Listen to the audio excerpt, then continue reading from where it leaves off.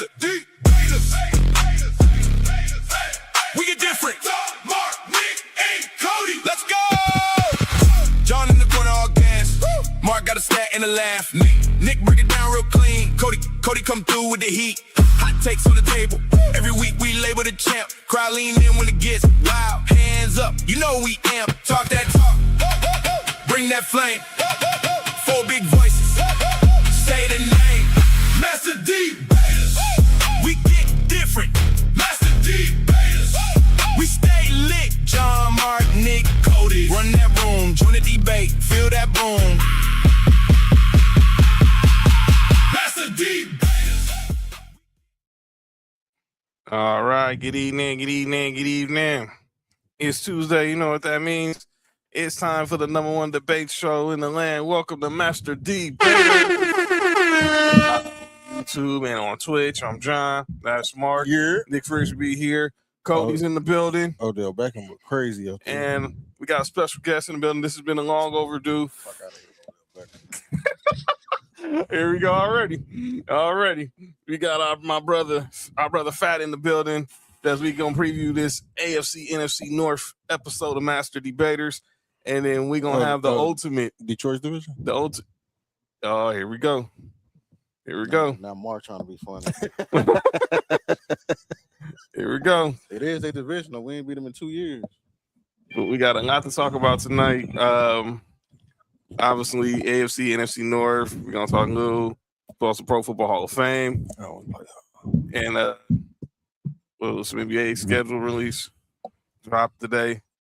So let's go ahead and get into. We'll get into some of these topics, and then Cody, in fact, gonna have I cannot wait to see this debate on one Christian Laettner. This is going to be. Oh, that's what we debating? We're gonna talk about that. We doing North, and we letting you and Cody go one-on-one on this Christian Laettner. We letting you. This is them. This is them like trying to stir the pot. So Yeah, it ain't gonna take long. Because you really don't have a debate. 400 over 4 points in the NCAA tournament is what I got. No, you don't have a debate. All right, let's go. We can get there. We'll get there. But let's Go ahead, Sean. Okay. So let's start today. We have some news today. The NBA released the opening week schedule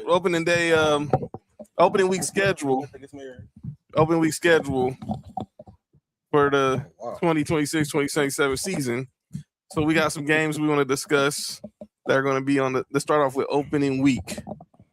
There's opening week right there for y'all. Oh, he opened against the Knicks. So we're gonna have a game in the middle of the day while we probably some of us are at work on lunch. We're gonna have the season opening at 3 Eastern, noon Pacific on NBC. 12 or shit. We got the Pistons facing the Celtics in Detroit, but obviously the main event will be the doubleheader in prime time, ring night in the Garden, as the Knicks will host LeBron, Jaylen Brown, and the noon look Philadelphia 76ers. And then in the nightcap, it's going to be the rematch of the Western Conference Finals between the OKC Thunder and the San Antonio Spurs.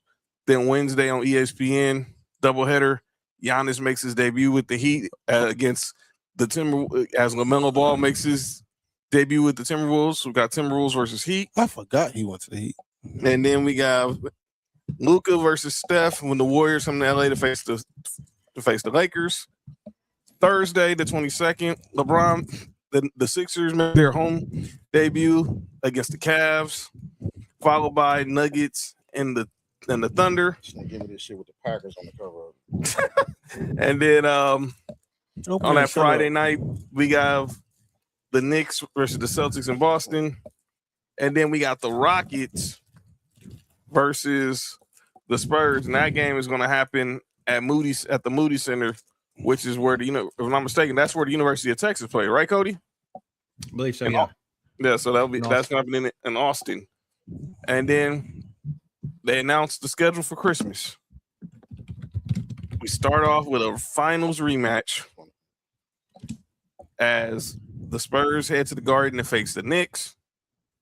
Then we got the Heat versus the Celtics. Then LeBron returns to LA as the Sixers take on the Lakers. That was going to be the Christmas Day game. Then we got Thunder and the Timberwolves. Hey, you know what? I got a strong feeling the Lakers fans gonna boo LeBron. They are. And then is Bronny gonna play? I said it's the first time a son and a father and a son have played each other ever. First time father and son face off on Christmas, and then we'll have the Nuggets and the Warriors. But that's the Christmas Day schedule. But man, look what our Christmas looks like as sports fans. All right, so you look at. That's before Barry Sanders. So this is how the Christmas Day looks as fans. We start off with Knicks Spurs on ESPN ABC. Then on Netflix, we have the Thunder. I mean, we have the Fats Bears against the Packers on Netflix. Yeah. And then back on ESPN ABC, we have the Heat and Celtics. And then on Netflix, this is just cruelty. Won't be at work that day. It'll be my Broncos versus Mark's Bills on Christmas. What day is Christmas on this year? It's on a Saturday. No, I'm saying it's either on Friday or Saturday. Wait a minute, what time is that Bear Packer game? 10 o'clock our time.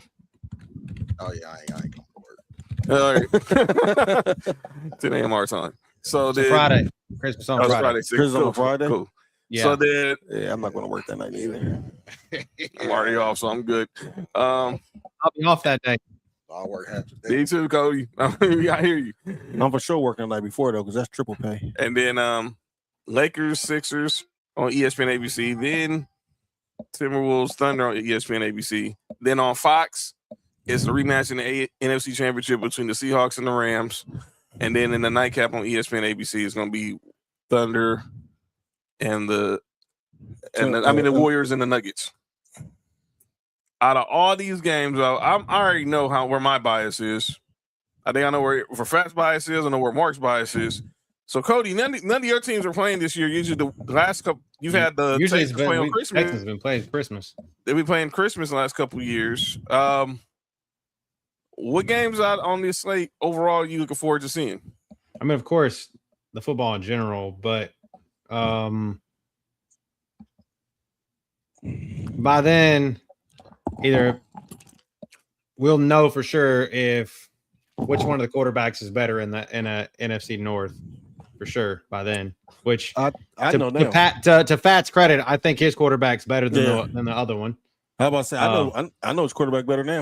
I don't need to wait till and with his fucking jump passes on Madden 27. If anybody saw that video that I sent, and then for sure, I mean, anybody that's a football fan will want to watch the last two for sure. But basketball in general, man,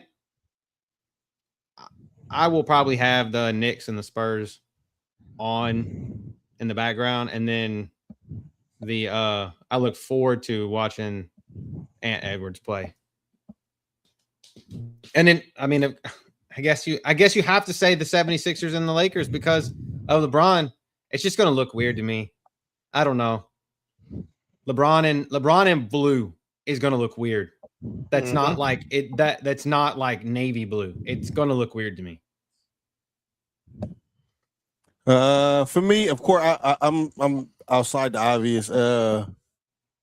Outside of two obvious. The Laker 76er game is I think it'll be a good game. But I want to see that Thunder and Minnesota Timberwolves game. If everybody's still healthy, I like to see that matchup. Anything with football, y'all know me. Anything with football, that Bears Packers is always usually a good game. That's at the crib too. Yeah. So and we bringing out the city jersey. Yeah. Yeah. Y'all got the city jersey this year? Yeah. Oh, it's the AFC and NFC North. I don't know. I don't know if it's the whole division, but who got the? We didn't do it last year, so we did last year. That's what I'm saying. Yeah. So they doing one division every year. Who got it this year? Is it y'all? I know it's us because we wearing them for that game. The rivalry ones. Yeah, because we're getting a rivalry jersey this year. Nobody knows what it is yet. And so it's the NFC North and the AFC South. Maybe because last year it was. Oh yeah, that could because last year it was us. It was AFC East and the NFC West. Because they're gonna debut them on August 26th. You'll see what the jerseys look like. Yeah. Hopefully they do the polar bears, but all white. But That would be dope. We got a new jersey too. Yeah, it's NFC. It's NFC North and AFC South. So yeah. I know the Packers shit trash. Hey, I don't know, Cody. Y'all red jerseys, absolute fire. That's my favorite. I wish that we would run the red helmets all the time, but that all Texas uniform is hard. But I've seen multiple takes about like it could be space themed, and it might be like moon color gray with the Houston. This is gonna be the first matchup of the Rams. The Rams and Seahawks play each other the final 3 games of the season, and this is the first. The NFC West does that shit. They do that shit a lot. And this is gonna be the first matchup because they play again the final game of the season. They wait till the end of the season to play each other. Yes. So that they do that, and in the AFC North does that a lot too. I don't think Seattle gonna be as good. I don't think so neither. I don't think they. I mean, I think they're gonna be a playoff. Oh, you got team, but you ain't. I'll tell you off here. So yeah, that. Don't be surprised if they had a rookie of the year. Though. I was just about to tell you something about that on Madden. That shit hard. Go ahead though. Yeah, but that's how it's going down with already, man. With the Christmas Day schedule. I know we're gonna take fat off of this next topic. We gotta talk about white privilege. White privilege, huh? White privilege, huh? I know Cody been wanting to get his shit off about this too. What happened now? Hey man, my bad, Cody. I'm gonna give you the space for the floor, but no, it's okay. She went at Emmanuel Acho. Yeah, I saw it. I'm like, you said it was a bunch of nothing that was said because she said it wasn't about that. But what was it about then? You put it right after you got kicked out the game.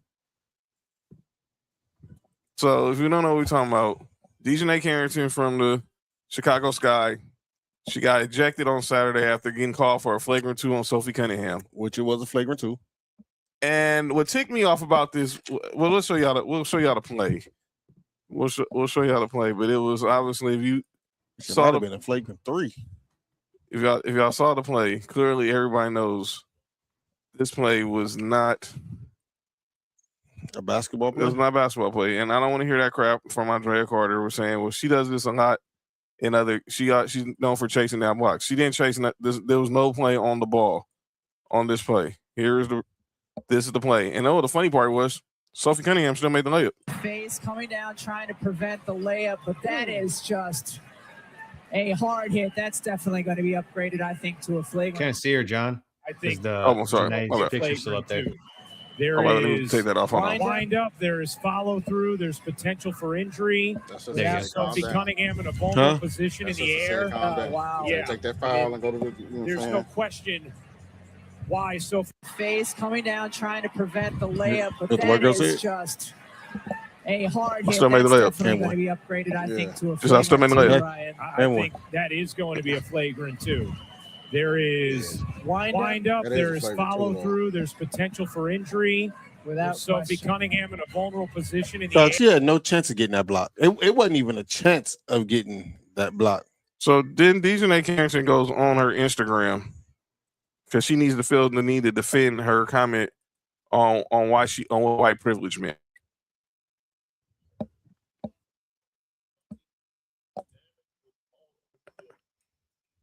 Oh, that's it. I think.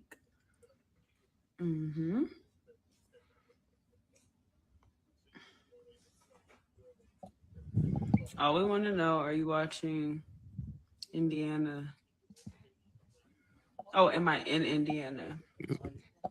No. I'm in CT, but I will be tuned in. What? I will be tuned in an hour. Oh my gosh.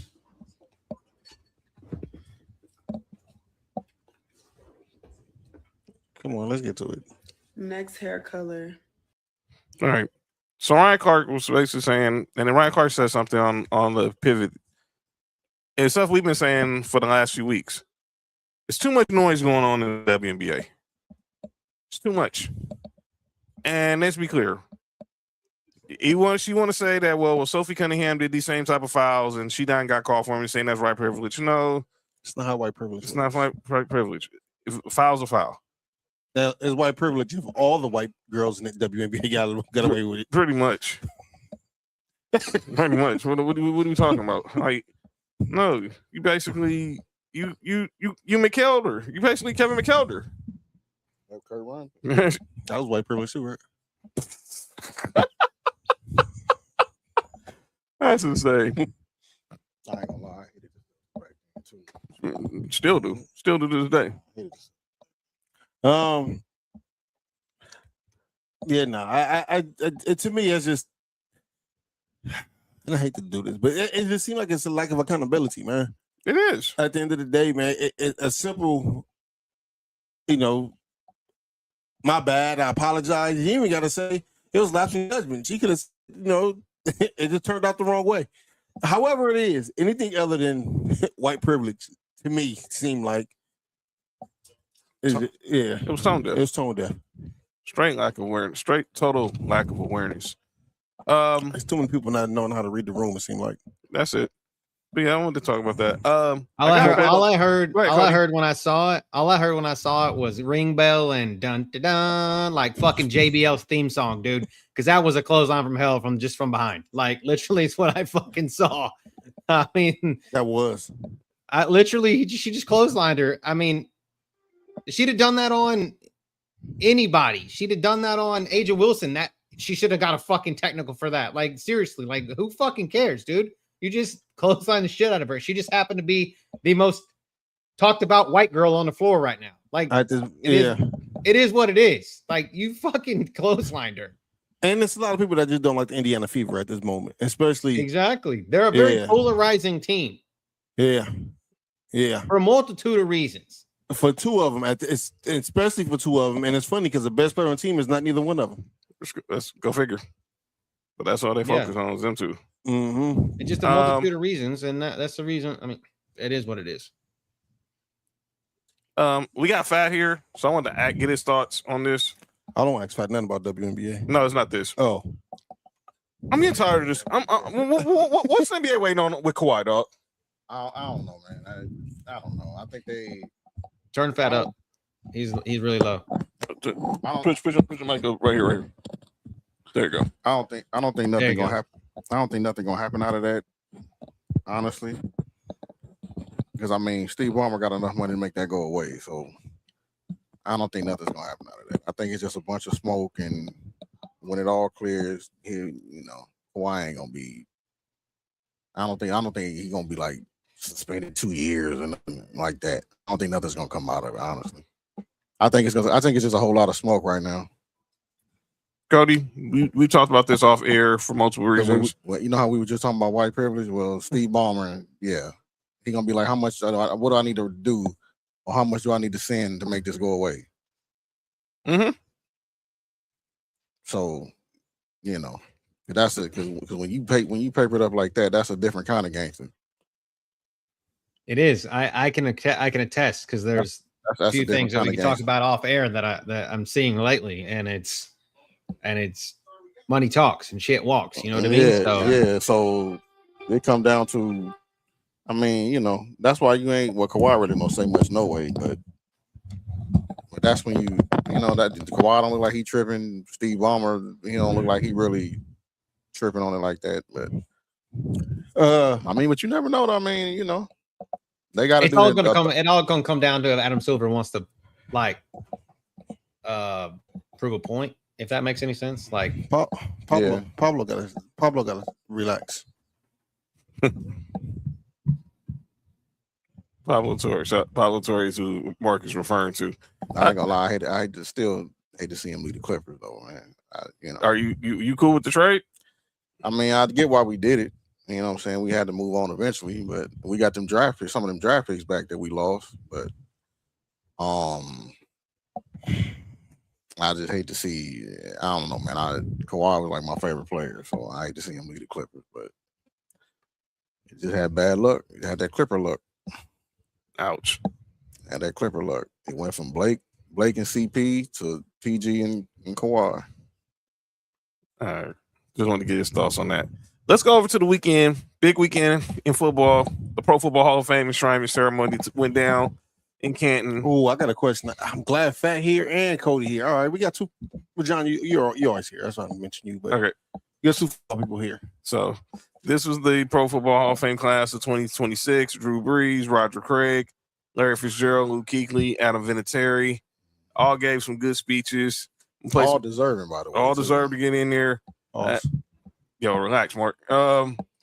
And has some good highlights from each speech. We want to play some of them. That's the one I was about to ask y'all. Before John played, that's Larry Fitzgerald, right? Yeah. Fat. Cody. Hold on. Let me take the Hall of Fame. Go ahead. Cody and Fat. And John. Yeah. Who y'all think had the best hands out of Larry Fitzgerald and Chris Carter? Oh, God. Oh. Dang it. You setting this shit up. You said because you know the answer, Mark. You know what I'm gonna say. What's up, Stan? I hate you. I hate you. I already know Cody's answer is. I already know Cody's answer. So you really just wanted to know from me in fact, because you already knew Cody's answer was Fitz. I seen that's my division with Chris Carter. I seen that twice a year. I'm gonna say this. I'm not gonna disagree. I'm gonna say this. Larry Fitzgerald got more tackles than drops. That's crazy. That's yes.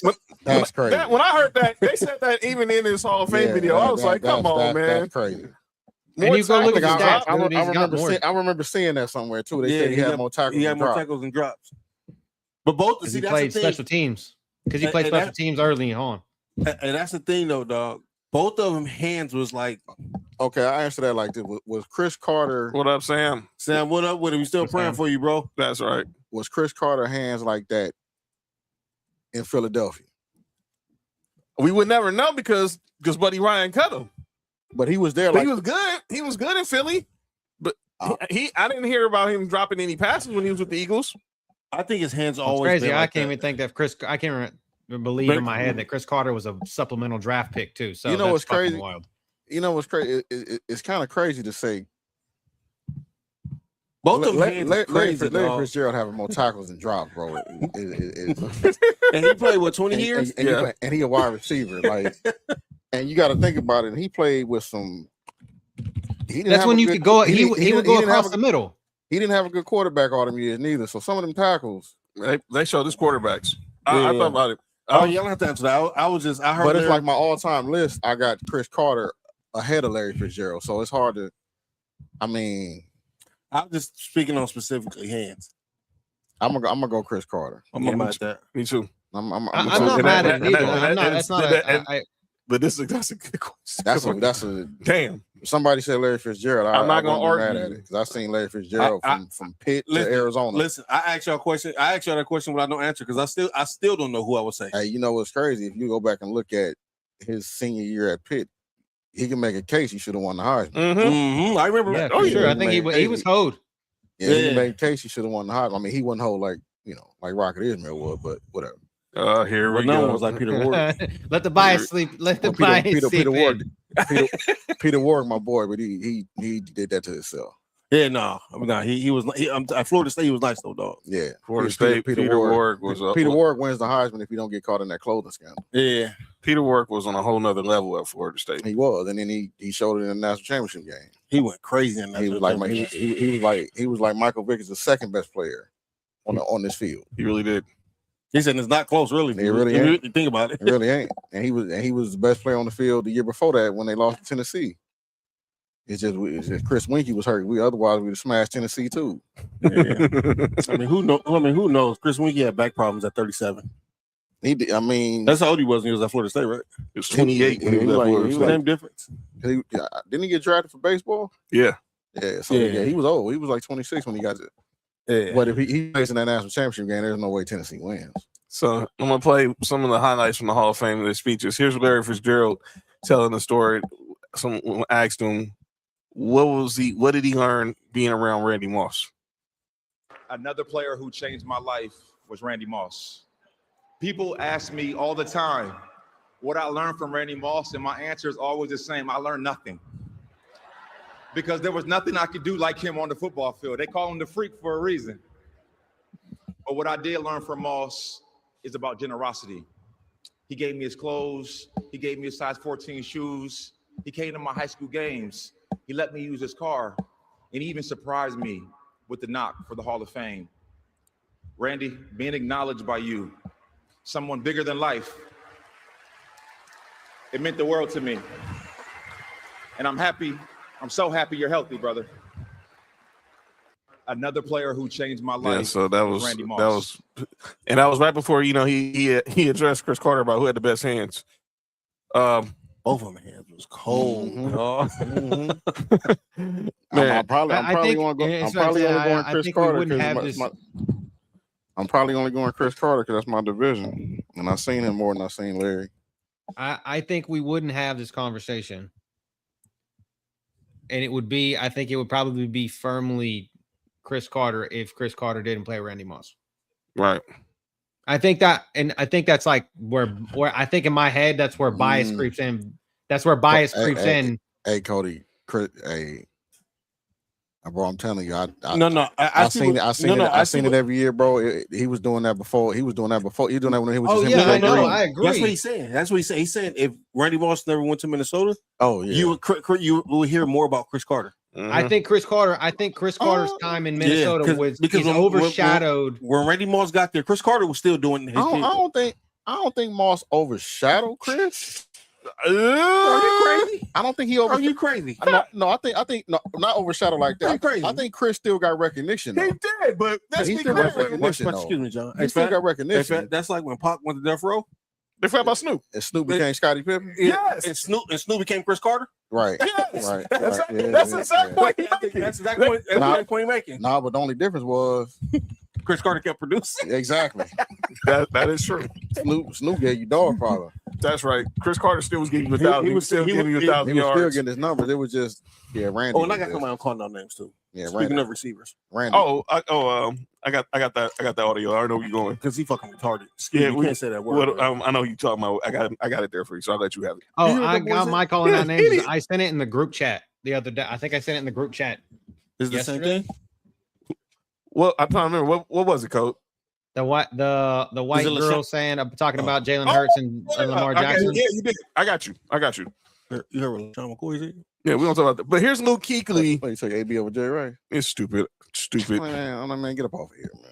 So here's Luke Kuechly's speech. He talks about that's your homie, man. I get learning early from teammates like John Beeson and Thomas Davis. When I arrived in Carolina, that standard was held by John Beeson and Thomas Davis and was learned from South our of Georgia, GM, currently Dan Morgan, sitting right in front here. His son at Notre Dame. John Beeson? I couldn't have asked for a better person to start my playing career than next to Thomas. Larry Fitz is too. Taught me about effort, toughness, competitiveness, and most of all, having joy in the game of football.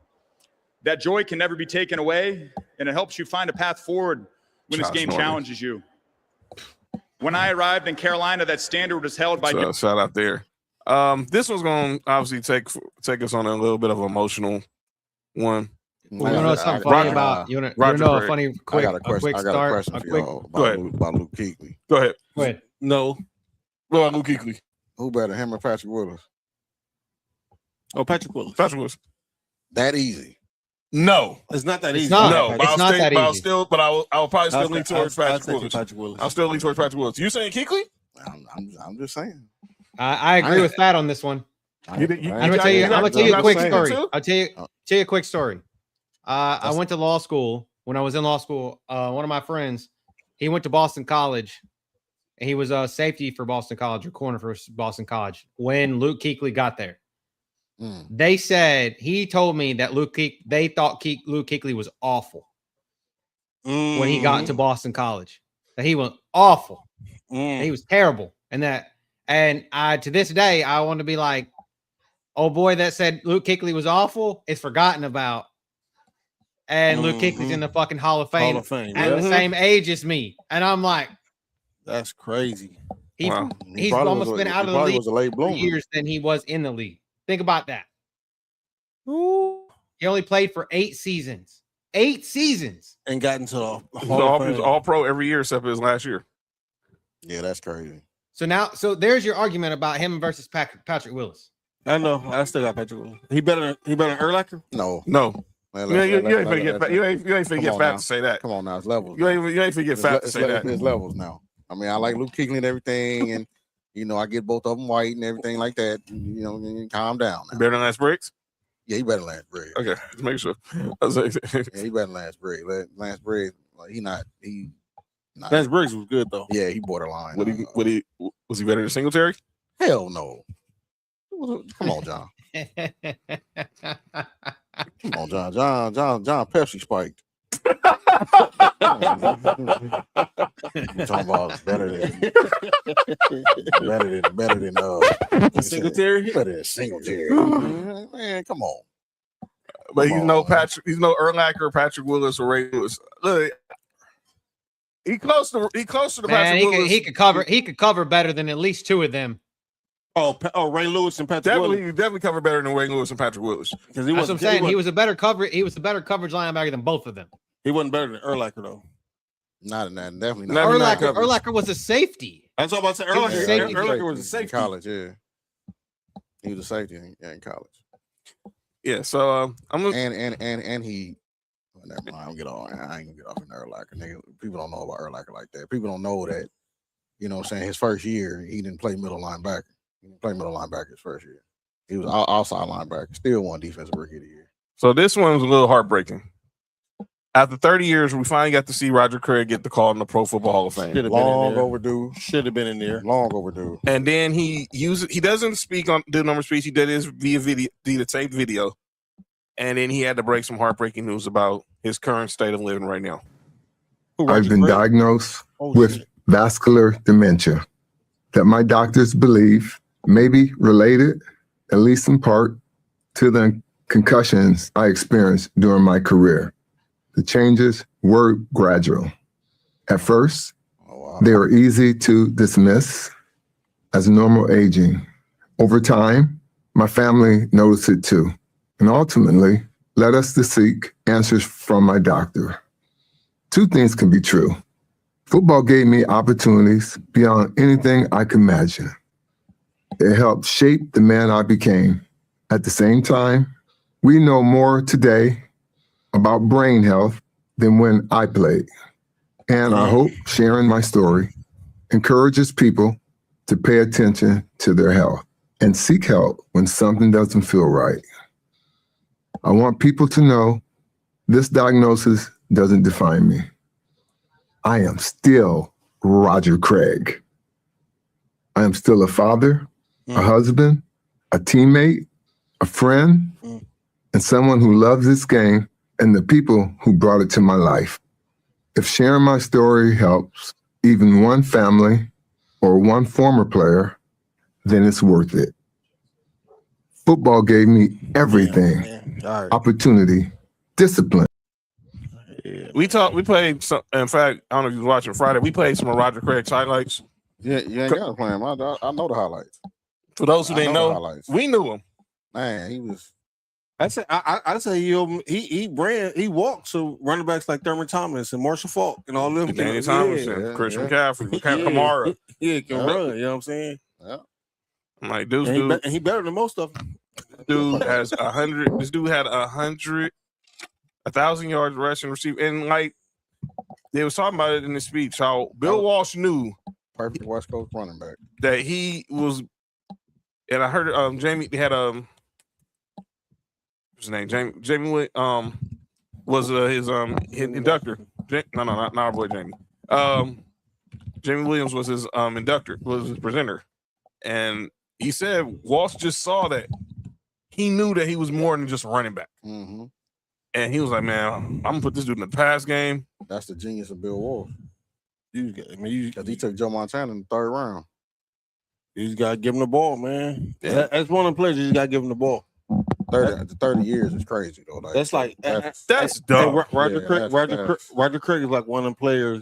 And I think I said it on Friday, where like when you in Little League football and the best player on the team is usually like the quarter. You got to give him the ball. Mm-hmm. That was Roger Craig, dog, at the NFL level. That's crazy. Mm-hmm. That's exactly who he was. I think he got he might get overshadowed sometime too Because of Jerry Rice and Joe Montana. That's what I'm saying. I said that Friday too. And then obviously we still got two more. What up with it? Obviously we still got 2 more speakers. I want to play one more from Drew Brees we get to. I thought the speech that pretty much stole the weekend. Here's Drew Brees. He closed out the ceremony. Who opened it up? Fitz. He was right. And Negro Diamonds. Yeah, that's right, man. He seemed like the right person to set the tone for the event. And there's Brees showing his love to the great city of New Orleans. And better say this. Yo, man. Pops would have been proud seeing all them Saints fans there. Hey, if I'm not gonna lie, I seen some of John, man, it's fuck right now. Shit, John, this was hey, what's happening, man? In fact, I seen the great Nick Freeze is in the building. Some of Brees' speech. Yeah. I ain't gonna lie, dog. I almost broke down because I was thinking about Pops. I didn't see his speech, man. I'm saying this: Pops would have been proud seeing all that black and gold that was in Canton. I was glad. Where in some cases the feeling Pops was allowed to we see may have him win lost that chip, everything. It may never come back the same. Storms teach us that our greatest treasures aren't the things that we own. They're the people we own. Oh, that's what you don't tell. It's been beyond. And the way we show up for one another. Yo, relax. It reminds us to hold our loved ones a little closer. They got a chair right there. Love a little harder. We'll move that one, man. Where's Sonny here? And to never we'll switch that one and put that one there. Sometimes it takes losing what can be replaced. Relax. We appreciate the things that can. Get this. Some of them nuggets. New Orleans. Benson. You accepted me. You embraced me. You believed in me. Yeah, You trusted me with the soul of the city. And I would have died to protect that home. It's not built on Pepsi. I know, right? I should have known. I don't know why I asked that. All the Saints fans showed up. Pops would have been proud seeing this. Dog, I'm not gonna lie, dog. I almost and they got teary. I think about Pops, man. For those who don't know, our boy Pat. We know what's crazy. Drew Brees, bro. I remember when Drew Brees came to when he got to the Saints, bro. Yeah, I remember that. I remember when he got to him, bro. He changed that whole city, like immediately, bro. Like he, man. Everybody was. Just think about it. All it took was a doctor in Miami saying that his shoulder was done. His shoulder was done, and he didn't. And he ended up there. Well, this Pepsi almost done. What you mean, man?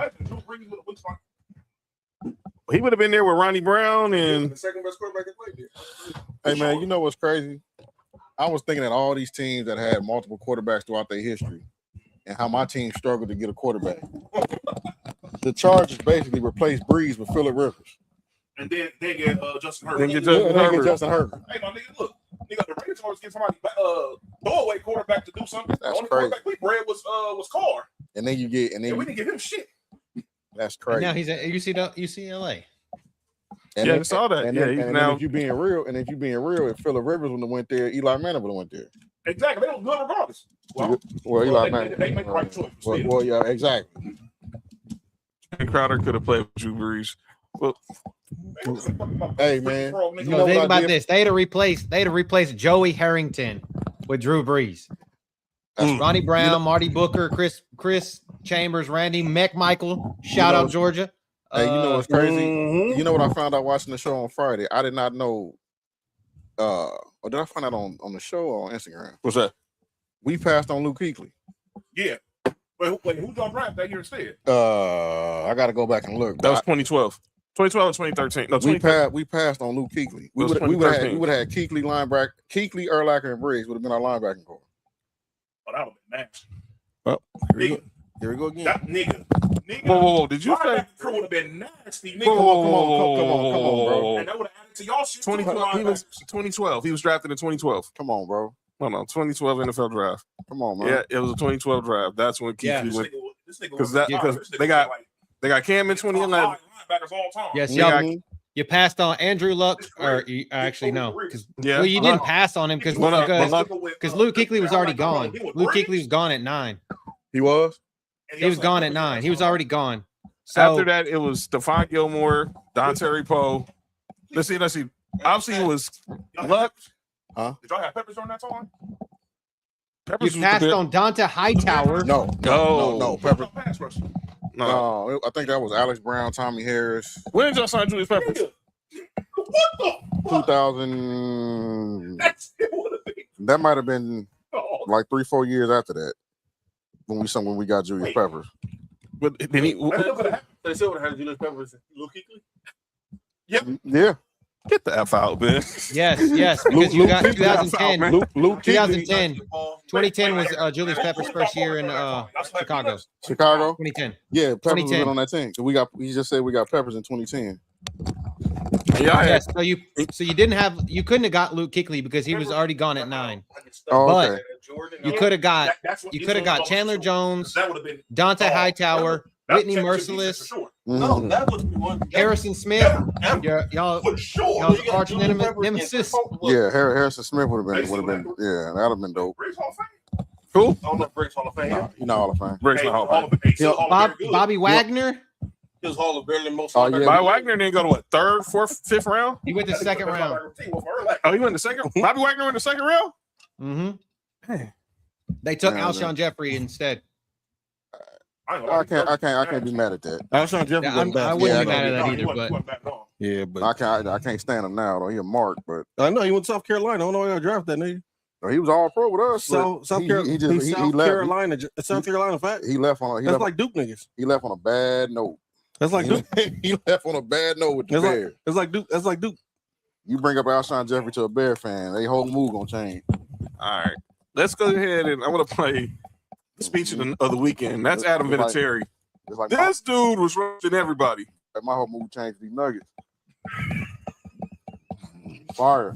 Oh, yeah, for sure. Hey, I don't know what KFC niggas went to.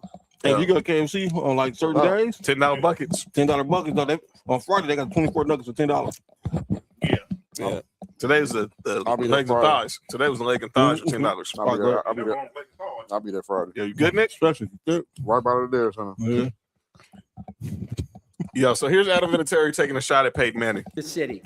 And Peyton, Yo, you good? thank you for generously donating your forehead for today's teleprompter.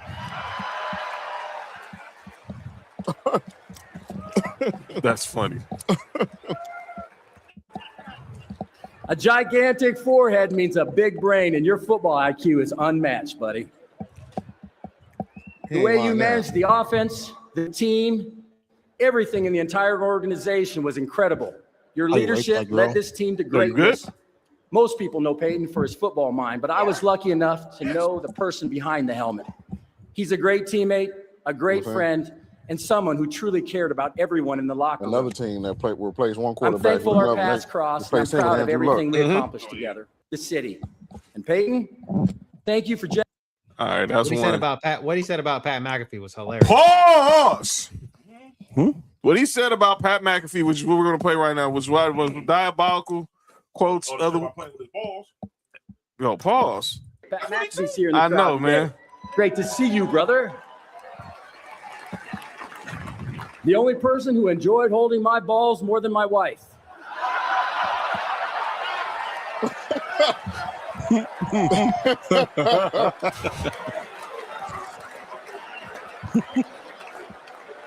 She held for me in the off season when everyone else was gone. Get that right. Pat McAfee's here in the crowd today.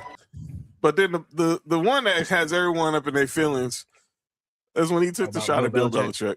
Oh, man. And it was funny. Belichick just got to take these jokes. You know, he should have been there getting inducted too, but he got to take these jokes. I would repeat those last few statements about Coach Bill Belichick as well. Thank you for demanding excellence every single day.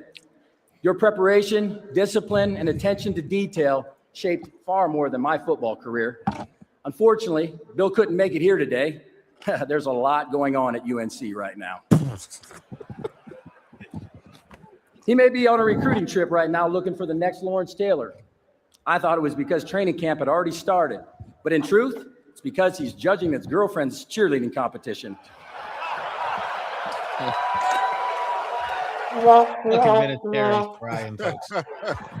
That was hilarious. All jokes aside, in my opinion, Bill is the greatest. Greatest coach. He's the greatest coach. Oh, okay. So let's go ahead and look ahead to 2027. So we have a loaded. Hey, John, before you look at that, is my boy in the Hall of Fame? Who's that? Who? Ricky Waters. No. No. No. Okay. I can tell you. What they say every time they bring his name up? For who? For what? For what? That's the first thing they say every time they bring his name You said up. for who? That's For what? fucked up. This nigga got like 12,000 yards or some shit like that. Yeah, this nigga the Hall, man. Stop hating. He got like 1,000 yards for 3 different teams. Yes. Eagles, Stop hating on this nigga. Niners, Eagles, and Seahawks. Niners, Eagles, and Seahawks. Yep. So here are the guys who are going to be notably eligible for 2027. Adrian Peterson. Yep. Automatic. Gronk. Yep. Automatic. Richard Sherman. No. Hey, second ballot. Big Ben. No. No. Not first. Not first ballot. Cam. Not first ballot. Cam, no ballot. Andrew Whitworth. Yeah, maybe. I can see that. That nigga's he was very good. Remember, niggas was talking shit, talking about he was washed when he left Bengals. Yeah, he was the Rams had a Hall of Fame. He was all pro the whole time he was there. They had a Hall of Fame career there. Basically, Gerald McCoy. No. And then this one's going to be that's everyone's going to debate. Antonio Brown. They hate though. If it's football wise, yeah. Yeah, that's what I'm saying. It's gonna be politics. Look, if Ricky Waters ain't in, my niggas. If it's football, it's definitely politics involved. If it's football wise, AB should be in. Without a doubt. Yeah, AB had to. But he wouldn't get in first ballot no matter what. Receivers don't get in first ballot Hall of Fame. Nah. So Ryan, then Jerry Rice the only one, right? Jerry Rice, Steve Largent, okay, and Steve Largent. Wait, didn't Larry get first time? Now Larry. Larry. And Moss. And Moss. Yeah. And Moss. Yeah. Moss had a Hall of Fame jack after the 4 touchdown game against the Cowboys, honestly. No, he didn't. No way, Sam. He had a Hall of Fame jacket. No way. No way. Richard Sherman is not automatically in the Hall of Fame. No. I don't think Richard Sherman's automatically. No, I don't think so. No. Sam said he is. I'm telling Sam no. There's no way. Richard Sherman's got his career. I'm saying would not be the same without the other two. I don't think he gets into the Hall of Fame, honestly. Who? Richard Sherman. I think he get in eventually. He gonna get in because that Legion of Boom. I about to say if he get in, he going in as a Legion of Boom. I don't think he gets in by himself. You got him. The nigga won Defensive Player of the Year, right? Who? He didn't win Defensive Player of the Year, right? Who? Richard Sherman. No. All right. Well, he's not getting in. That nigga was the face of one of the. He had a cold run. One of the best defenses of all time. Bobby Wagner was the face of that defense in my eyes. Not at that time. I think it was Cam Chancellor.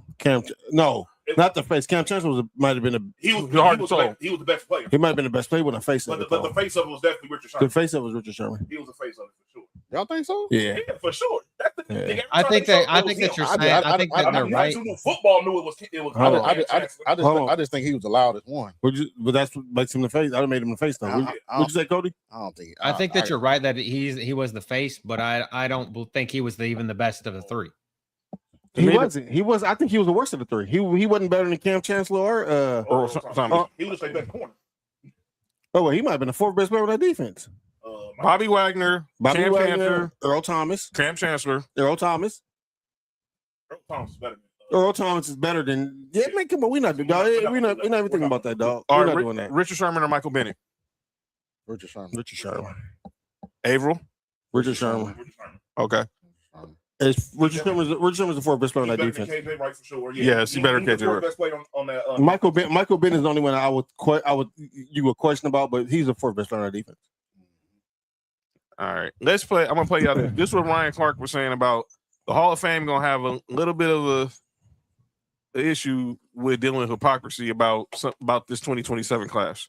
I think the first thing I'm not Fred, right? So whenever I have this conversation, I try to have it from the space of a person that's not going to the Hall of Fame, that won't be considered for the Hall of Fame, that will never be one of the people nominated. Let me say that. So I respect everyone that has a gold jacket. I respect the people who put those players or select and elect those players to be in there. But something has to change.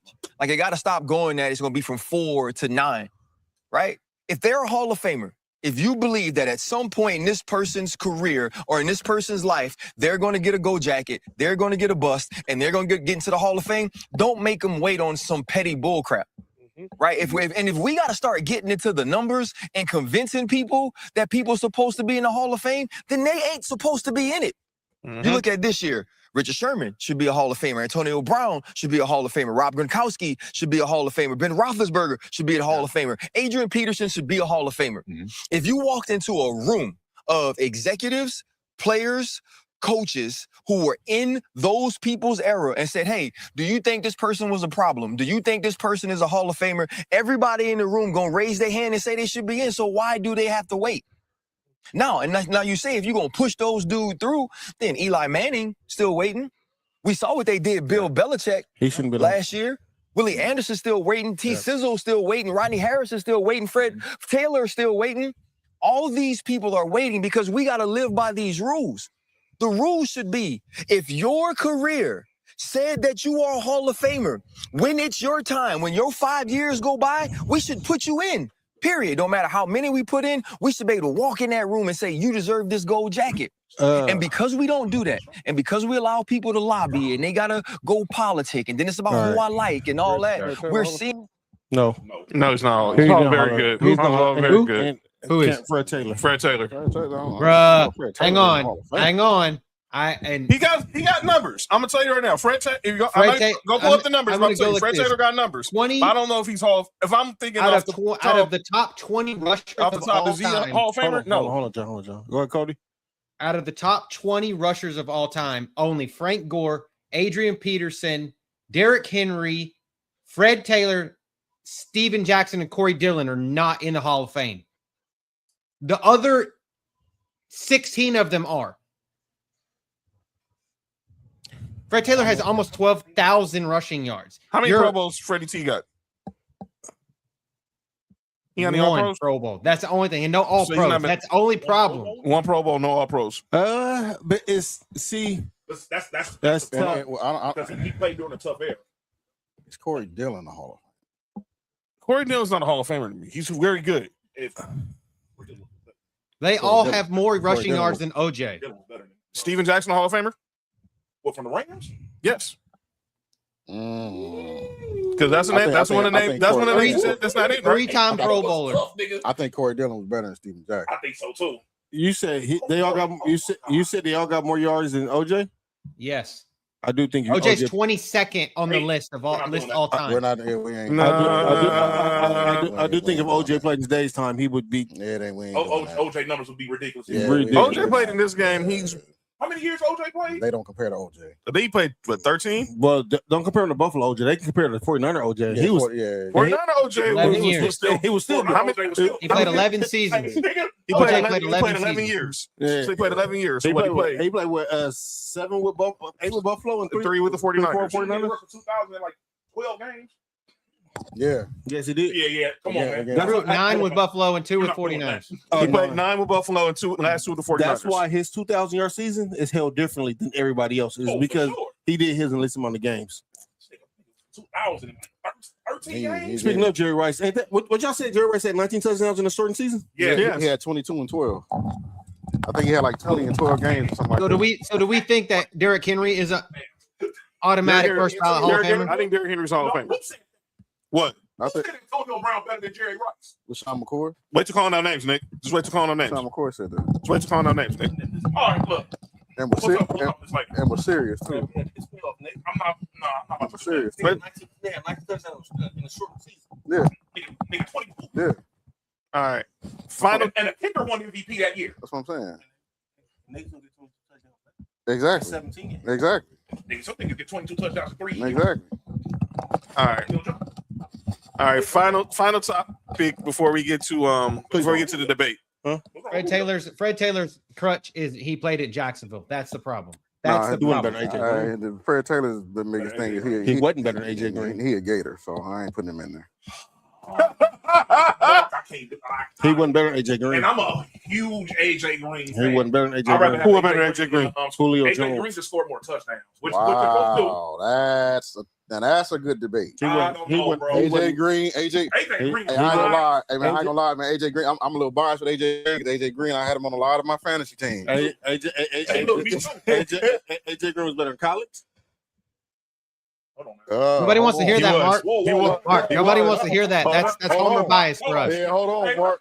Hold on, nigga. Remember, hey, AJ Green got picked ahead of Julio Jones, and his season got I'm gonna tell you something crazy about that. I'm gonna tell you something crazy about both of them.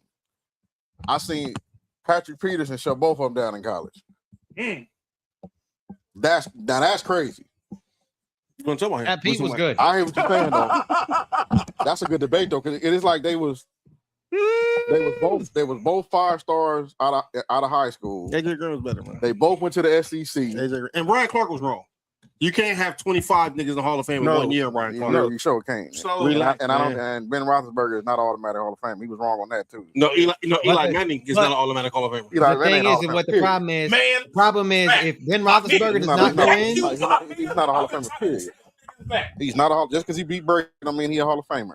Nigga, this nigga got damn as many interceptions and touchdowns. Come on, bro, and man, come on, man. This nigga had 20. Led the league in interception like what 4 years or something like that. Had 20 plus interceptions for like 4 straight years. Like knock it off. Talking about Roethlisberger. 117. Hey Nick.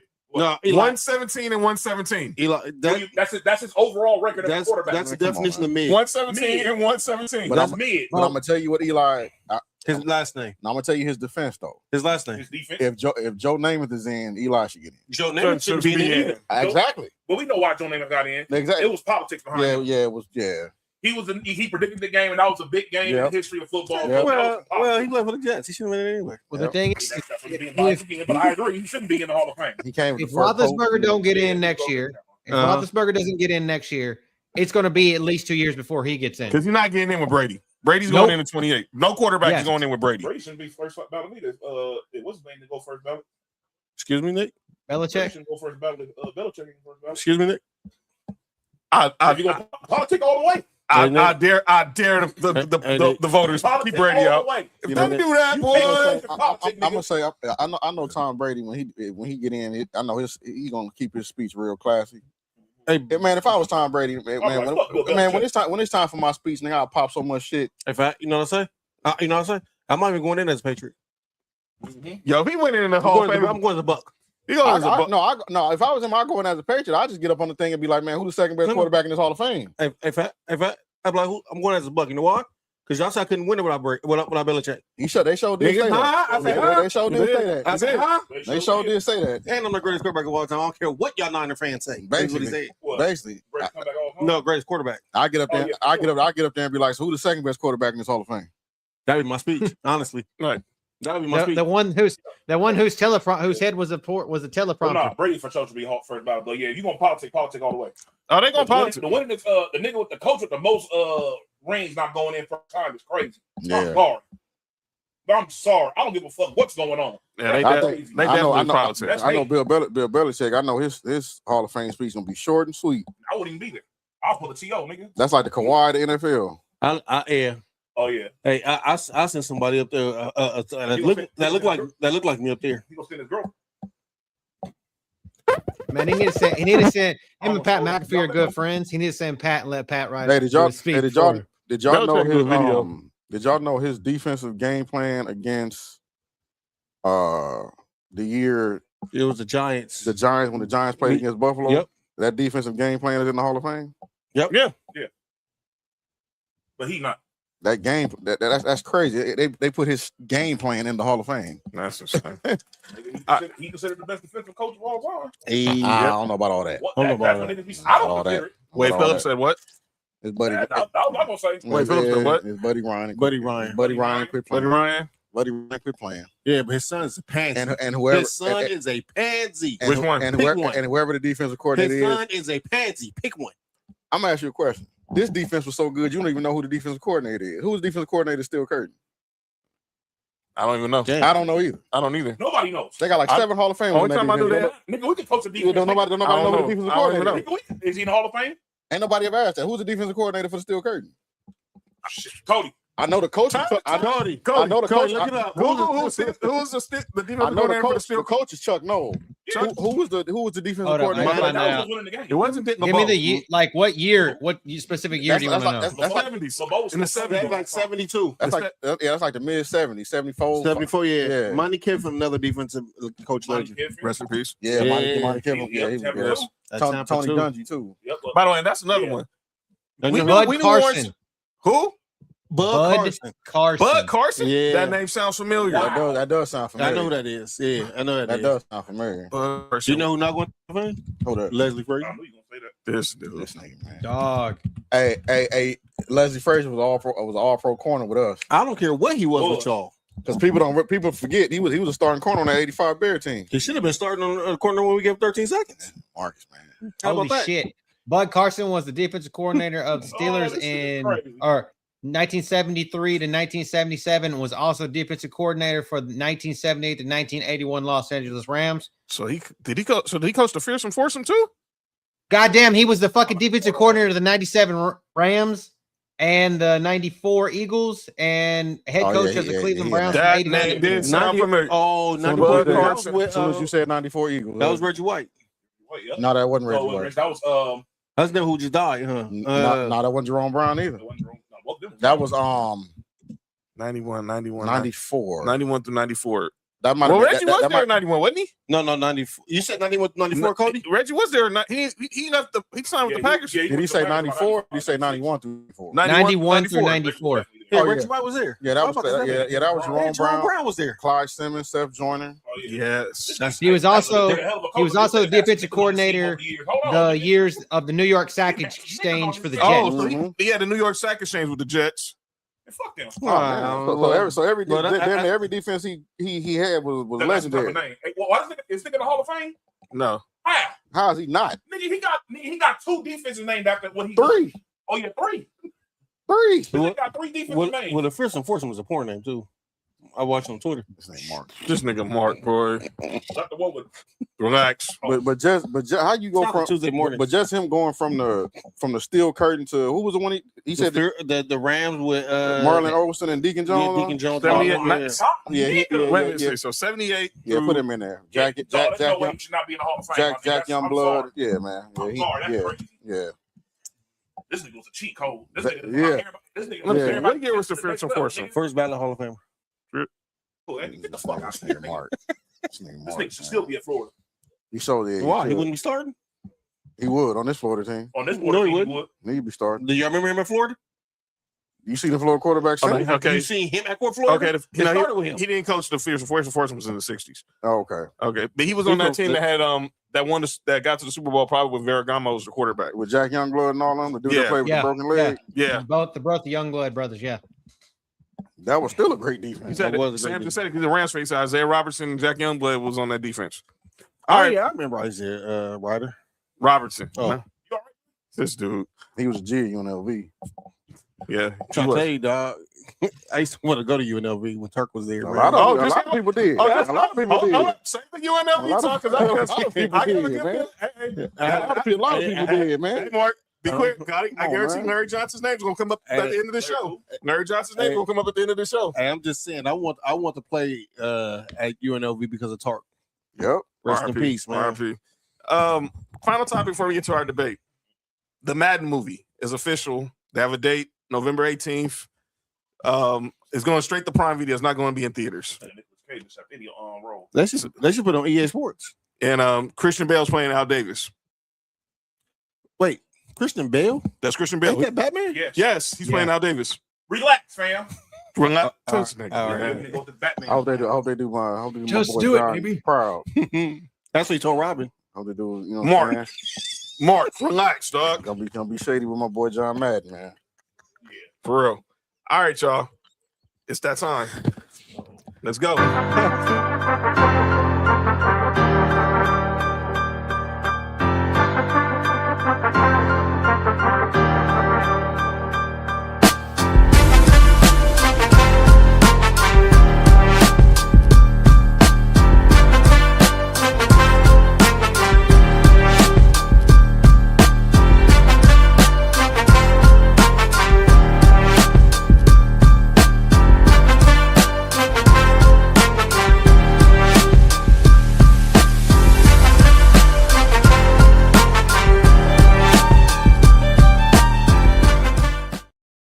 My dryer was on that team too. All right, y'all. It's that time.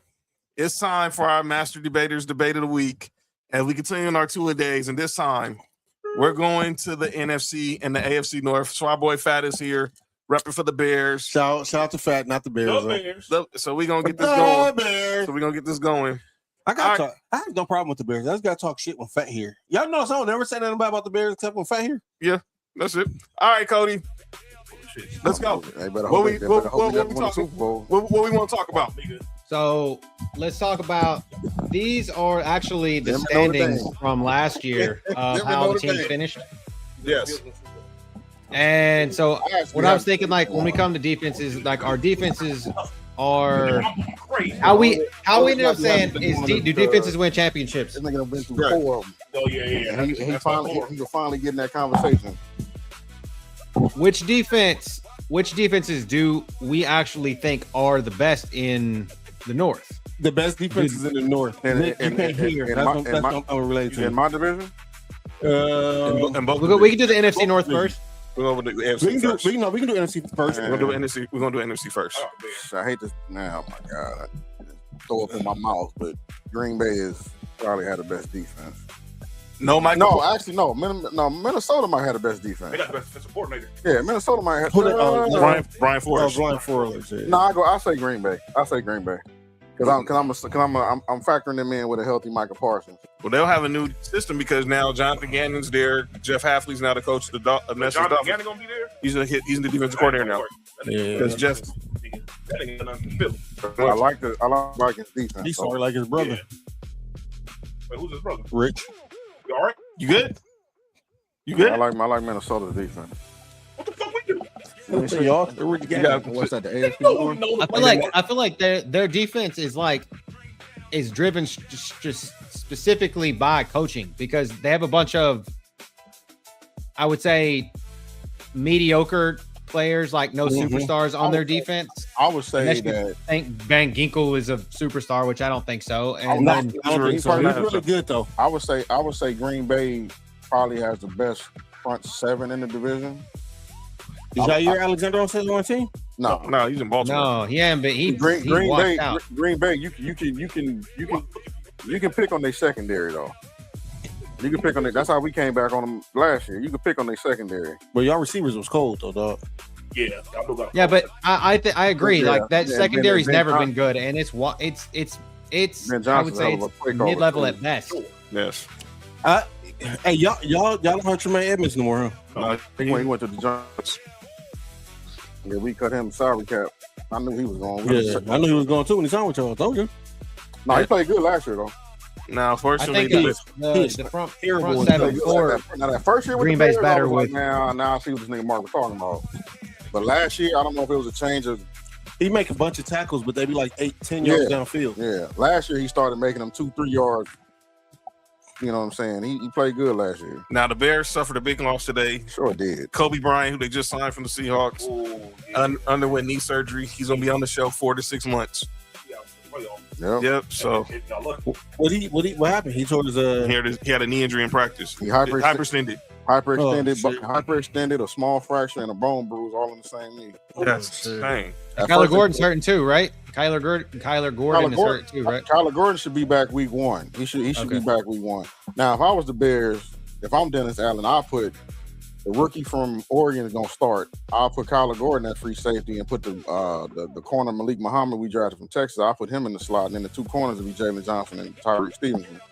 That's what I would do. But we signed Xavier Woods from Carolina to take over from him. So I like Jalen Johnson. I like them and the kid from Oregon that you guys signed. Yeah, I like that. Yeah, that was a good draft pick. I was hoping that was what we got, but I like Jalen Johnson too. But Jalen Johnson got a penalty problem. Nah, he got to stay focused. He got to stay focused problem. Yeah, he do.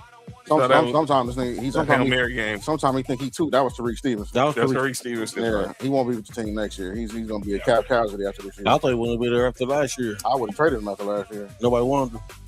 I would have traded him. I'd have found somebody dumb to give me a third for him. But since we are talking the AFC North, and I know we're focused on defense, but we got to talk about the news of the day that happened with the Vikings. and that is something that we could have told y'all years ago.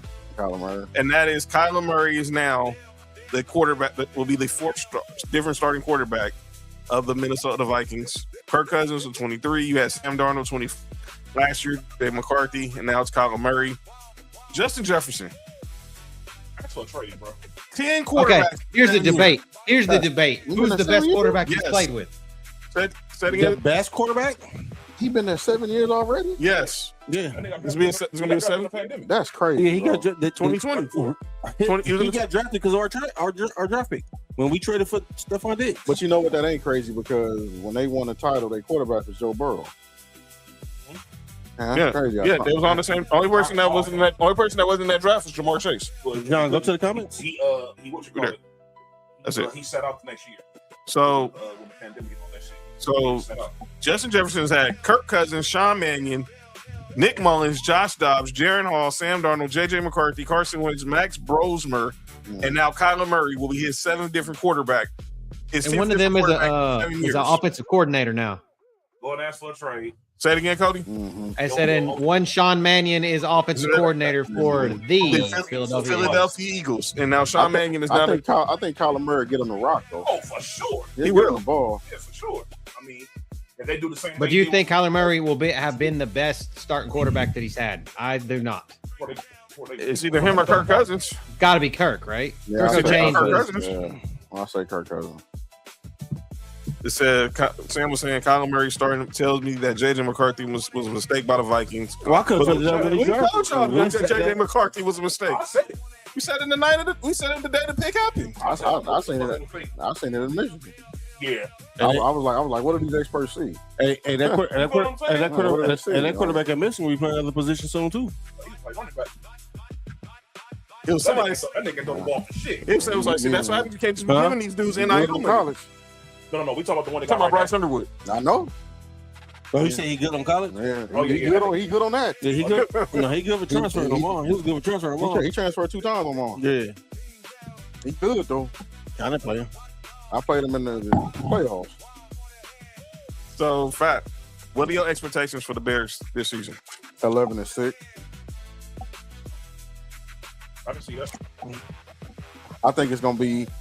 I think 11-6. Don't be surprised if 11-6 is a 3-way tie in that division with us, Green Bay, and Detroit. Will y'all miss Declan Doyle? Who's Declan Doyle? The who's now the OC for the Ravens. Even though we all know Ben Johnson was calling the plays. If Ben Johnson calling the plays, they'll be okay. Yeah, we'll be all right. Hey, that's like saying if the Rams are the offense coordinator, they're gonna be all right. Hey, y'all want another offense coordinator? Hey, chill out, fam. No, chill. The one thing, Mike Bobo. The one thing I will say, the only thing that concerns me with the Bears is, for some reason, Ryan Poles just doesn't address the defensive line for some reason.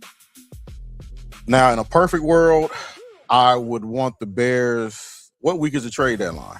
Week 10 or 11. Week 10 or 11. If the Bears are 7-3, 6-4, fighting for the division or wild card, and some of these other teams that I expect to be sorry are sorry, Ryan Poles has to address the defensive line position. Damn, it must be nice to have a GM that helped the team win. No, he does. No, he doesn't. Yeah, he does. No, he doesn't. Yes, he does. Mark, it's been 4 years, and he has not addressed not near defensive line, bro. Like, hey, Fat, y'all had 3 good receivers last year. We did have 3 good. 2 of them were draft picks, though. Here we go. 2 of them were draft picks. We had draft picks too, right? 2 of them were draft picks. We had draft picks too, right? Yeah. Listen, hey, man. Nick, I knew this was gonna happen. It's funny they only got 2 good. They only got 2 good ones now. I knew this was gonna happen. How many good ones? He out for the whole preseason too. Who? Luther Burden. Yeah. He'll be back week 1. Yeah, I feel bad for him. His dumb ass should have went to Georgia. Oh, if he'd went to Georgia, he wouldn't have been hurt. All right. I don't know how that correlates. He's a baller though. Because he played in Missouri. Yeah, I know. He came down to Missouri and Georgia. He should have went to Georgia. He did. Luther Burden is a baller, man. It is. He is. Because Todd Gurley better than Ashton Jensen. Rome got to step up. Rome got to step up. Colston Loveland is going to be a beast, but oh yeah, I like Colston Loveland. Rome got to step up. He do. Rome Dunze. Yeah, he got to step up. All right. He looking good in camp though. So you cool with y'all? So you was cool with y'all letting sending DJ Moore to March Bills? That hurt my heart. I didn't want DJ to leave, man. But I know why we did it. We did it for salary cap reasons. Because we saved like 17, 18 something million like that by releasing him. And you utilize that to get on the defensive I just hated to see DJ go, man. DJ was a baller. I think he just didn't want to play with Caleb Williams. I think he only had like 678 yards, something like that last year, right? Well, I mean, not like that. He missed a couple of games last year, but he wasn't. Caleb connection with the. I didn't agree with that. Got drafted was way better than I didn't agree with that. I thought you got to get the ball to DJ. That's how we beat Green Bay. The DJ shirt. That's how we beat Green Bay. DJ, it's because he's hurt. I think the problem is that he's straight. I'm telling you, put DJ Moore with Josh Allen. I'm telling y'all. No, they've been having a connection in the He's a baller. DJ's a baller in the offseason. It's just his contract was so we had to cut him. We didn't have to cut him, but once I seen Luther Burden balling and once I seen Rome, I was like, yeah. That's dope. When you got one good player, then y'all just draft another good player at that position. And it must be nice, man. Well, I think we decided that Green Bay probably has the best front seven. Right. I think who has the best secondary? Detroit. Kirby Joseph, Ryan Branch. The best secondary. Are you asking that like everybody's healthy? Yeah. The Bears. If you're saying everybody's healthy, like you saying like Kobe Bryant, the dude from Oregon, Jalen Johnson. Well, I'm not putting Kobe Bryant now because we know he's not playing, so we can leave him out. Yeah, no, but we can leave him out. The best secondary I say is either Detroit or Minnesota. It's one of them. I think Jalen Johnson is definitely the best corner in the division. I don't disagree with that. Minnesota secondary. You say you agree with that? Who I agree with secondary? that Jalen Johnson's the best corner in the NFC North for sure. Mm-hmm. I feel like the safeties, the two safeties in Detroit are better. Yeah. Kirby Joseph and Brian Branch. Yeah, they definitely they're the best safeties. Yeah, I think Green Bay has the best defensive player in the division. Yeah, and I think Detroit. Micah. I think Detroit has the second best with Adam Hutchinson. Micah. I think Adam Hutchinson is the second best in the division. Aiden Hutchinson. That's what? Pass rusher? Yeah. In the division, who else do you think's better than Hutch, John? Other than Michael Parsons. I'm with you. I'm not mad at that take. Nick said he might have Hutchinson over Michael Parsons. That's who I was going. I was thinking that he was better than Michael Parsons. I might have Hutchinson over Micah. He gave up too much in the run, man. Like that. Yeah. Let's go to the AFC. Speaking of good pass rusher but bad run defender, the AFC North. He's went to the Ravens. Trey Henderson? Mm-hmm. He can't stop the run for shit. He should have been. That's what I'm telling people. Should have gone to Denver. You're not even Sean Payton, but not. Hey, you're right. He should have been a Bill. He should have been a Bear. That nigga played for Dennis Allen in New Orleans. I think you can just look at this. In New Orleans. Should have been Denver. In fact, he should have been a Bill. I agree with you.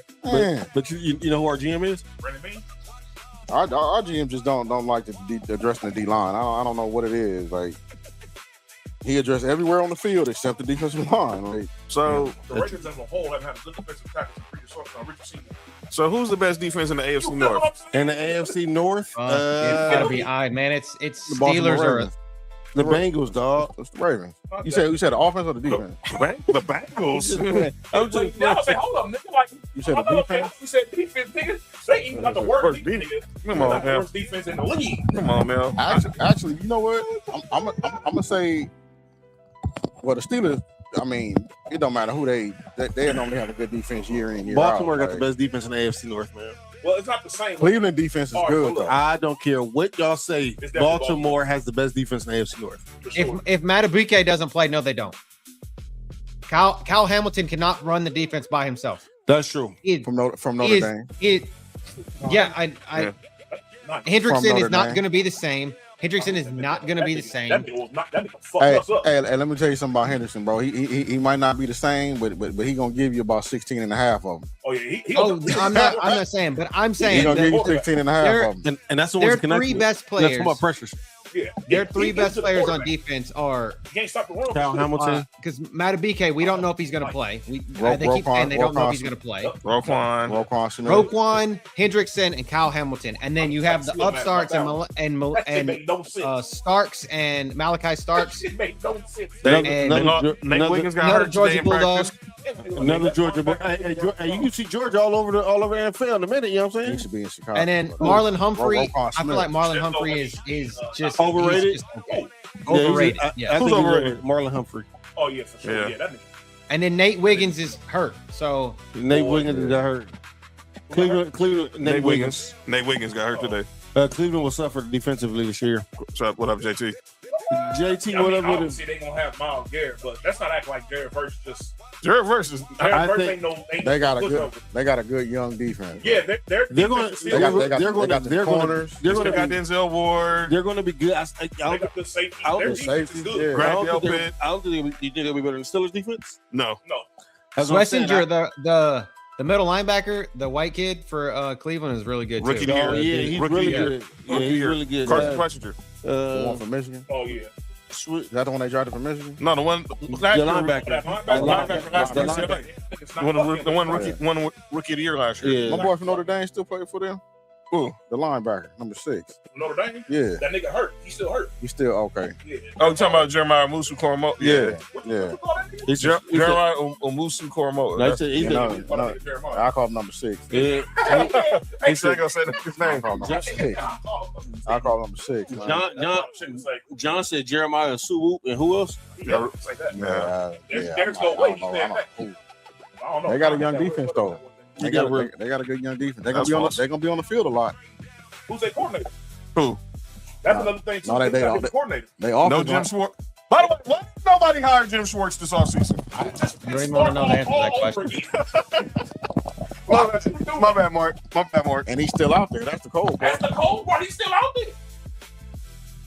Right. That nigga gonna have a job next year. There's no way. That nigga, he don't have a job. He don't want to. Basically, I think he's taking a paid vacation right now. He's taking a paid vacation right now. All these niggas that need defensive coordinators and nobody hollered at Jim Schwartz. Consultant. That's crazy.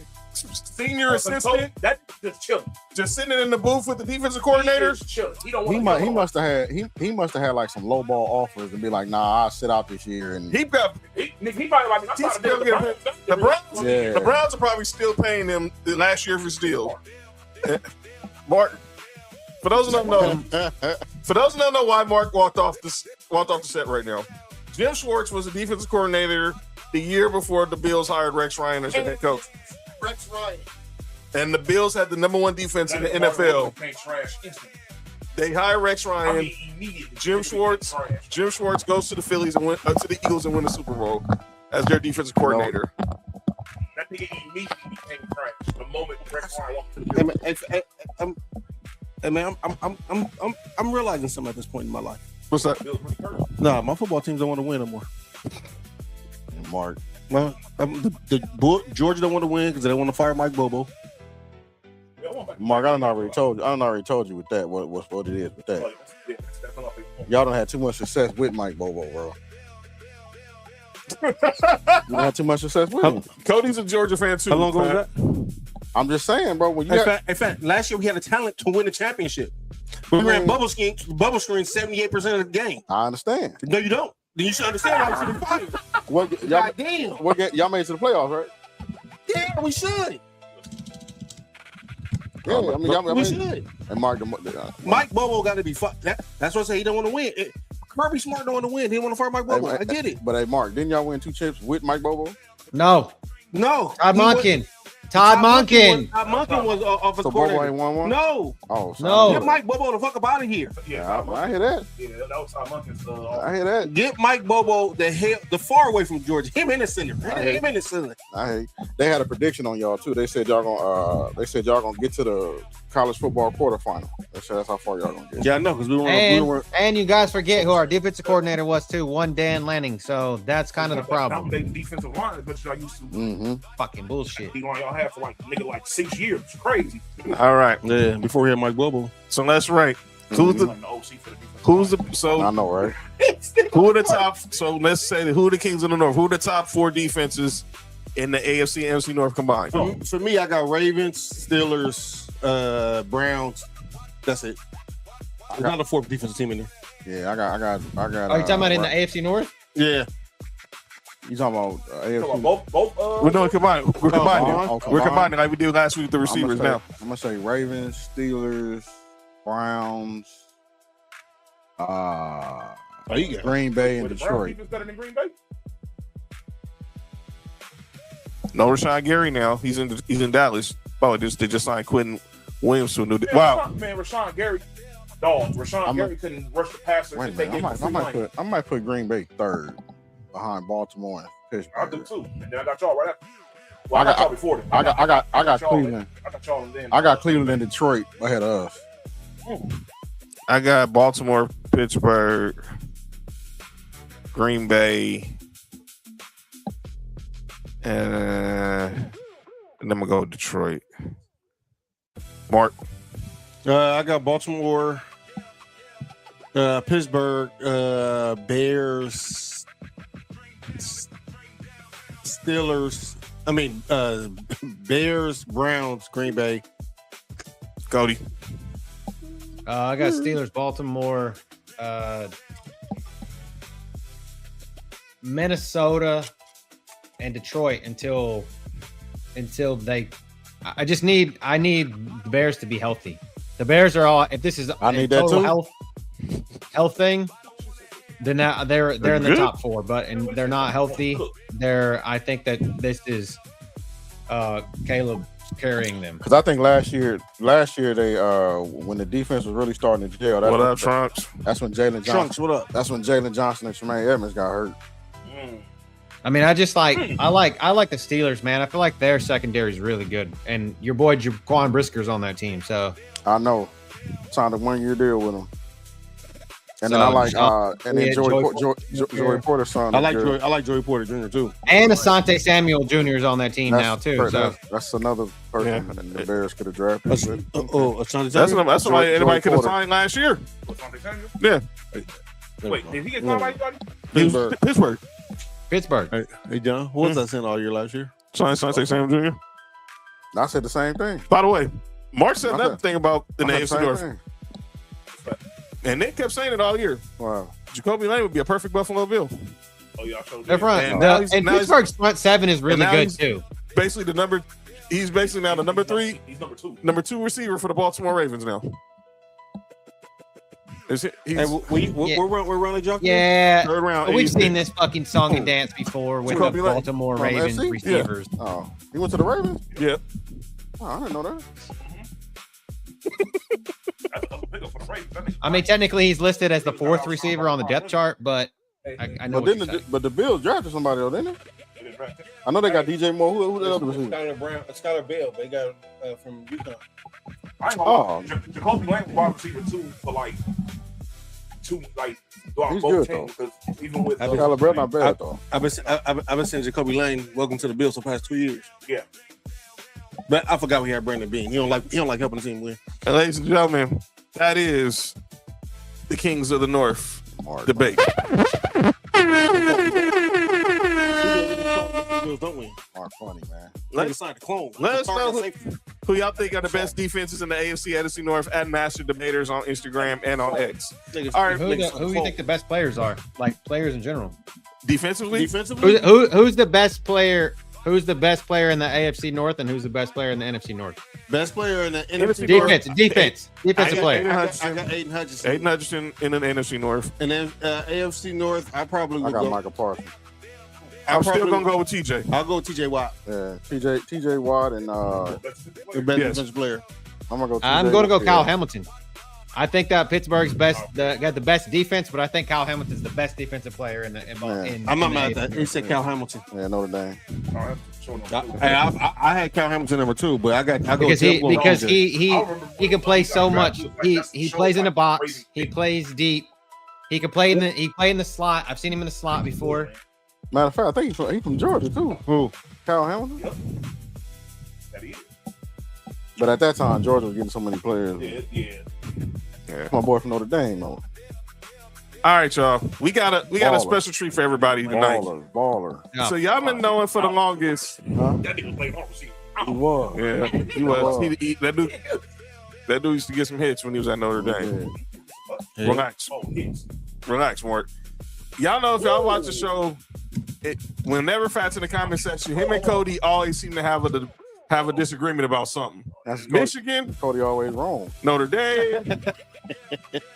Now, but the one that seems to that has been one that we've been wanting to hear, and it actually started amongst us as homeboys about the Wolverines. Let me tell the story. So one night we went out. I think it was your birthday. We went out that night. That night we went to I don't remember, but we went back to Will's house, and we got into this heated debate about Christian Laettner and JJ Redick being top 5 college basketball players of all time. Right. And the reason why Fat was making the opinion, like, how are you going to say he's a better basketball player, had a better career than someone like Anthony Davis, who was basically one and done and basically did it all in 1 year? Right. Same thing with Melo. And what really got hot was, I think Will said Christian Laettner was a better college basketball player than Larry Johnson. Yeah. Huh? So exactly. So hey man. Exactly. That's where the conversation went south. He said that Christian Laettner was better than Larry Johnson. Christian Laettner here at Duke was better than Larry Johnson at UNLV. It started before then too. But they were saying JJ Redick had a top 5 college basketball career. He said Paul Pierce. He said Paul Pierce was better than Dominique Wilkins too. Who said that? Will. That's Inglewood shit right there. No, it ain't, because I disagree with that. No. Hey, look, man, I ain't gonna lie. I'm Inglewood all day long. But that is a crazy take. Paul Pierce ain't better than Dominique Wilkins. No, it's not. You gotta get up out of here with that. All right. What, better 3-point shooter? That's it. Yeah. Gerald. You know what I'm saying? Yeah. Damian Wilkins or something. Lenny Wilkins. Said Damian Martin. Lenny Wilkins. But here we go. Cody, Fat. Explain this reason. All right, Cody.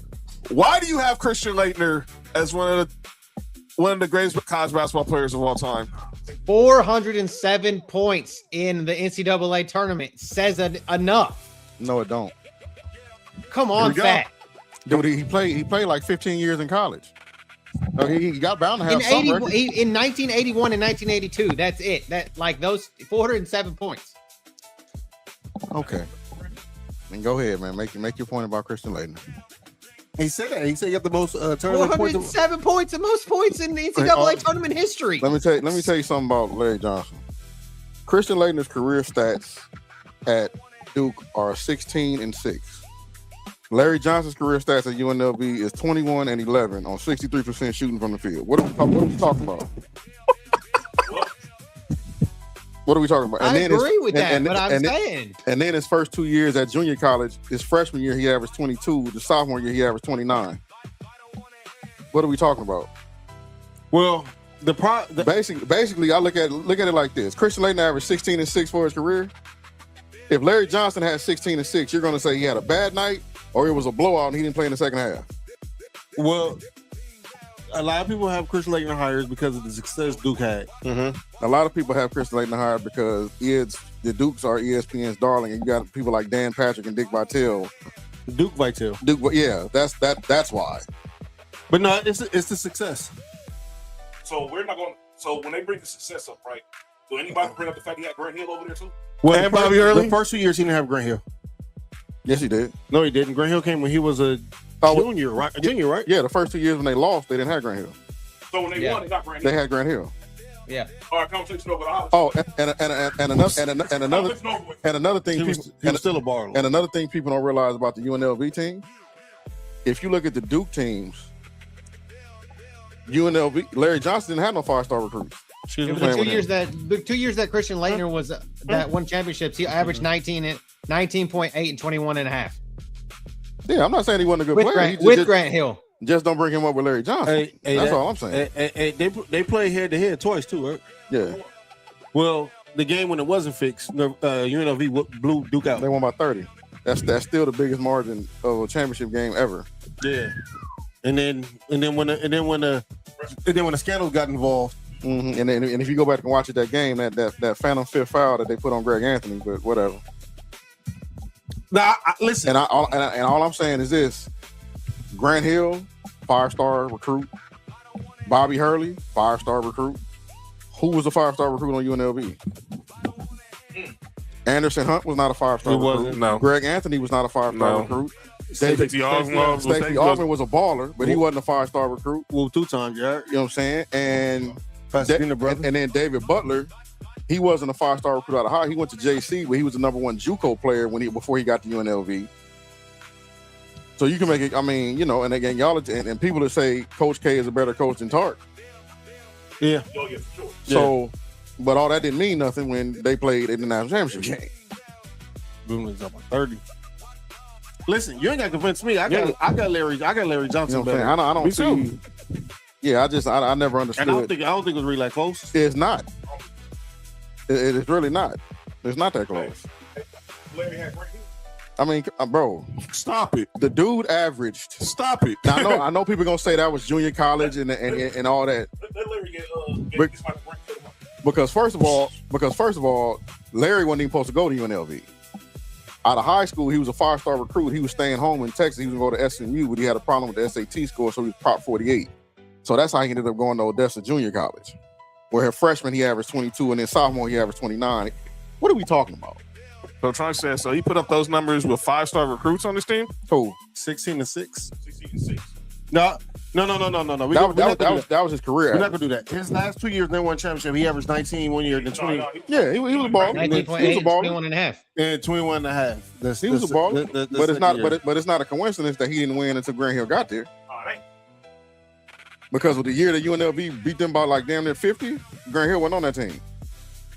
And the year before that, Grant Hill wasn't on that team. I know they probably lose by 25. Yeah, for sure. Because Stacey Augman is locking that up, but I don't know if he's locking Grant Hill up. He locking freshman. The freshman Grant Hill. He locking up. I don't know if he's locking any Grant Hill up. No, he's locking freshman Grant Hill up. He's not locking Marcus. Stacey Augman. Marcus. I like Grant Hill. Here we go. Here we go. He's not locking Grant Hill. Mark. He's not locking Grant Hill up. Mark. Grant Hill. He might lock Grant Hill up. Damn. Mark. Grant Hill. Grant Hill was not Grant Hill. A healthy, active Grant Hill. There wasn't no point in Grant Hill lock. Mark. Grant Hill's getting locked up. Mark. Grant Hill. We see Pippen not lock this nigga up. What we talking about? Mark. I'm talking about a freshman Grant Hill. I'm not talking about Grant Hill with the Pistons. And he stepped on Duke. I'm talking about the 17. He stepped on Duke. It was the best. So Mark. So let me get this straight. 17-year-old Grant Hill ain't developed, ain't put on no body muscle, nothing. He's just gonna come in there and just run all over junior Stacey Augman. And let's say he's gonna run all over. It just wasn't gonna be no clamps.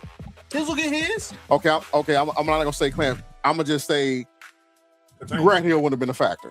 I'll say that. We talking about the same Grant Hill? We talking about the same state. We talking about Stacey Augman at UNLV. I ain't talking about the Stacey Augman at the Atlanta Hawks. Well, I'm talking about Stacey Augman at UNLV. What are you talking about? UNLV Stacey Augman. Hey, how old was Kobe when Michael Cooper guarded? But that's Kobe though. He was 17. Wasn't figured out. But Kobe offensive game. Grant Hill offensive game ain't like Kobe's though. Have you seen Christian Laettner point? Grant Hill lost twice without Christian Laettner. We're not gonna disrespect Kobe like that. Grant Hill lost. Cody, didn't hear you. Grant Hill lost twice without Christian Laettner. He did. He got to the championship game. And I'm a Duke fan. Corliss Williamson and fucking Scotty Thurman put it on him in '94. No, wait a minute now. If Scotty Thurman don't hit that 3, Grant Hill wins 3 chips and 1 without Bobby Hurley and Christian Laettner. Ooh. So we could think, and I hate to say that because I hate Duke, but that year, when they moved Grant Hill to point guard, he was the. When they moved Grant Hill to point guard, What's going? What year was that? 97? 94. 94. 94. Because he went to the draft that year, 94. The year when the league. The year after the Fab Five. That was 94. Grant That was 94. Hill, point guard. That's when they moved him. Hey, Nick. That's when they moved him to Grant, point guard. Yeah, they moved. He was point forward that year. Oh my. Original point forward. Yep. Oh man. Grant Hill at point. As soon as they get knocked out, like, man, that should get worse and worse every time I see the fucking. And then he it's lost not in worse than Gay Dog. 93 to in the mid in the Never nowhere else. I never nowhere with else. Bobby Hurley. What happened? Yeah, that was when Jason Kidd beat him. Excuse me? What y'all saying now? That was Jason Kidd. What y'all saying about the guy the point guard? Is that? That was Jason Kidd beat Oh, him. when they had triple double? Huh? He did. Okay. Christian Laettner being the best college basketball player of all time is not a hill I would die on, but he's the best tournament player of all time. No, he's not. Who's the best tournament player of all time? I can name a player that had a way better run than that. Wait, what do you say? Best tournament player? Okay. When When you say tournament, No. That's 1 year though. But that's 1 year though. When you say tournament, you mean like totality? Yes, that's what he said. Yes. Okay, well, whatever. Okay. He said Whatever, because Glenn Rice in '89 is whatever. Never mind. Glenn Rice in '89 averaged over 30 for the whole tournament. So and he had ballers on his team. Would you have Christian Laettner? Where you have Christian Laettner as top college player that we've seen? Because I'm gonna go all time because Lou Alcindor. I say I'll put him top 10. I'll be respectful. I'll put him top 10. Top 10. Cody, where you at with JJ Redick? All time? Yes. His career. Well, he ain't even top 5. Never mind. Because this debate really started when they was trying to argue that JJ Redick, what was it? Was Bass saying that JJ Redick was better than Michael Beasley at Kansas State? Man, JJ Redick might be 5th. Wasn't it that, Mark? JJ Redick might be 5th on the Duke's list. Whoa. JJ Redick ain't better than Grant Hill. I have him third. I have JJ Redick third. I have JJ Redick third. Bass was that's where this debate. This is a part where the debate started with Will and Bass. I don't know. They were trying to say that Michael Beasley, trying to compare JJ Redick's score to Michael Beasley. I don't know. Remembering JJ Redick though. I know how good JJ Redick was. I know how good JJ Redick was. And Chicago having number one, that nigga Michael Beasley been number 1 overall pick. I'm sorry. While we talking about Michael Beasley, is JJ Redick in the top 5 just Duke player? No. Yes. Christian Laettner, Grant Hill, Christian Laettner, Grant Hill, Jason Williams, Bobby Hurley. Yeah, he better than Bobby Hurley. Hey, Mark. I have him third. Bobby Hurley, the NCAA leader in assists. How many player of the years do JJ Redick have? You got 2 of them, don't you? I believe you got 2. I believe you got 2. I think you got 2 of them. Hey, Mark, I don't know if I can put him. Are we putting JJ Redick over Elton Brand? All Americans. No. Hold on. AP Player of the Year. A Wooden Award. How many player of the year he have? Wait. He won AP Player of the Year. One Wooden Award. AP. One AP Player of the Year. And 2. He didn't have 2? 2 Wooden Awards. He has 2. No, he has 2 first team all ACC. He has 2 ACC 2 Conference Player of the Years. Yeah. 2 ACC tournament MVPs. I don't know if I can put him over Hurley though. I think he's better than Hurley. You putting him over Elton Brand? Elton Brand was only had to do what, 1 year? 2 years. See, it's hard. See, it's hard because JJ Redick stayed 4 years. 4 years, yeah. That 4 years is a big factor. Yeah, that is. And he accumulated. I mean, you talk about Bobby Hurley. Bobby Hurley he had 7.7 assists, but he only had averaged like 12 points a game. You say he only did what, Cody? He only averaged how much? Bobby Hurley only averaged like 12 points a game. Y'all do realize one is a point guard, one is a shooting guard. Oh yeah, for sure. Yeah. Bobby Hurley was a point. I know, and I still got JJ Redick. I got Bobby Hurley. But back to what I started. Was JJ Redick better than Michael Beasley? No. Talent. I don't even think. I personally am going to give y'all one. I don't think at that time he was better than fucking Tyler Hansborough. Well, Tyler Hansborough is criminally underrated. No, they don't know about that. They don't know about that. I'm not going to comment on that. Cycle T is criminally underrated. Yeah, that's another over. Well, I think Rasheed Wallace is better than. I think Rasheed Wallace is better than a lot of players. Yeah. Oh, and I'm just saying at the time because it was always Tyler Hansborough and JJ Redick. Yeah. And Tyler Hansborough was better than JJ Redick. He was nice though, but just Google Tyler Hansborough in college. I saw him in college. No, just Google all the accomplishments. I know. You'll be blown away. I still take Rasheed Wallace home. I take Rasheed Wallace over Tyler Hansbrough every day. Sunday too. So I got fat here. I got another one I got to bring up that sparked a lot of debate in our group chat. Oh shit! Which one is that? The ace. Who's the greatest point guard to ever come out of the Calipari system? Derrick Rose. Derrick Rose and John Wall. With NBA careers? No, college. Strictly college. Strictly college? Yeah, because this all started. Remember when Kendrick Perkins was saying that Darius Acuff was the Dewan Wagner, Tyreek Evans. I'm gonna say definitely Derrick Rose though. I'm gonna say Rose and John Wall. People forget how good John Wall was. John Wall was amazing. So this debate started, Nick, because Kendrick Perkins said that Darius Acuff was the best guard to come out of the Calipari system, and he probably put the best numbers in the system. That's it.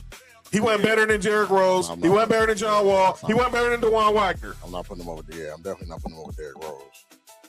Derrick Rose did over that. Yeah, I'm not. Come on now. Derrick Rose was just, What about Tyreek Evans and John Wall, bro. This nigga John Wall was crazy. John Wall. This nigga doing 360 with left-handed and shit. Like Tyreek Evans and Memphis over Darius Acuff. That's debatable. But Derrick Rose and John Wall, I don't think that's just not debatable for me. I've seen Dewan Wagner ain't either. Yeah, Dewan Wagner was. Damn, I forgot about Dewan Wagner. Dewan Wagner was sick. Dewan Wagner was. Yeah, he was cold. Dewan Wagner was cold. We talking about post John Wall. We can start talking Eric Bledsoe's. I was going to talk about. Didn't Eric Bledsoe play with John Wall though? Yeah, he was his backup. Eric Bledsoe was actually a top recruit. They got him over there, and he was gonna be their starter. But then John Wall committed. They was like, "All right, Eric Bledsoe, we holler at you later." And then they after John Wall, they got Brandon Knight. SGA, Devin Booker. Nigga, they had a lot of Tyrese Maxey was on. Tyrese Maxey. Devin Booker was on the bench. I'll say this: Darius Acuff was better than probably all them you just named. Right, college for sure. Yeah, I put him over all them you just named. But Derrick Rose, John Wall. Yeah. Well, in college, yeah. Derrick Rose, no, bro. No, That was something different. John Wall was too before them injuries, because you seen what John Wall did with the Wizards and at Kentucky. Now he underachieved at Kentucky, because I think him and Boogie. You got him and Boogie. Y'all should have went a little further than. I think Boogie blamed that on himself. Yeah. He said like he wasn't like mature enough. Acuff's nice though. He said he learned a lot from. Shout out to Boogie. He just does not look that tall in person. Do y'all put when players have 1 year college up with like people who had like longer careers? That's the question. That's really the spark of the debate. That's the debate. How you gonna tell me Melo? Because you can do two things with that, right? Because if the person that played 1 year, and you do a person that played 4 years, that person that played 1 year, you can project. You know what I'm saying? You be like, well, what if this person stayed in college 3-4 years? What records would he have? Yeah, like we just did with Brand. Because like Beasley was what 28 and 11 or something like that. Durant was like 25 and 11. Melo said, "Okay, I'm fresh out of winning the national championship at Oak Hill. Then I'm on the national championship at Syracuse." Yep. You know, with Melo, who was the four of the starters on that team? Jerry McNamara. Exactly. No. They had Hakeem Ward that was he went. I know we think about Mark, that offense ran through Melo. Melo was the best on the team, but McNamara was his jumper was crazy. Yeah, he was. He was kind of like a Hakeem Ward. Ward was a very good complimentary. I'm not a complimentary player. But I'm not saying no. Melo's easily the best player on that team. But I'm saying they had a good team around him. Melo said, "Give me the ball over here." He sure did. He said, "I'm at this elbow right here." Right every time. He said, "I'm at the elbow." Yeah. It's just hard for me to compare somebody who was in college for 1 year. Like it's hard for me to compare like a Melo or Michael Beasley to somebody like a Tim Duncan or you know what I'm saying. It's hard for me to do that. Like I kind of stay away from that. Full careers. Yeah, I kind of stay away from that. Now, what if you add a nigga like Anthony Davis? That's where I was going to go.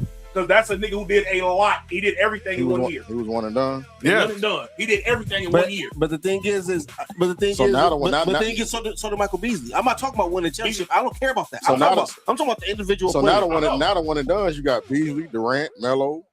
I will compare them. Who's the best one and done player? One and done player, yeah. But it's hard to like compare them to like the people who got like 3 and 4 years. I would like the 1 and 2 year players. I can do that. All right. Then the 3 and 4 year players, I would do that. It seems like it's easier to compare. It's easy to compare to 3 and 4 because it's like because some of them 1 and 2 niggas are so good they didn't need a 3 or 4 years. But that's what Fat always say. Because Fat would be like Michael Beasley. Like Michael Beasley didn't be there. Michael Beasley didn't even need the full 1 year. He could have won after the first month. Yeah.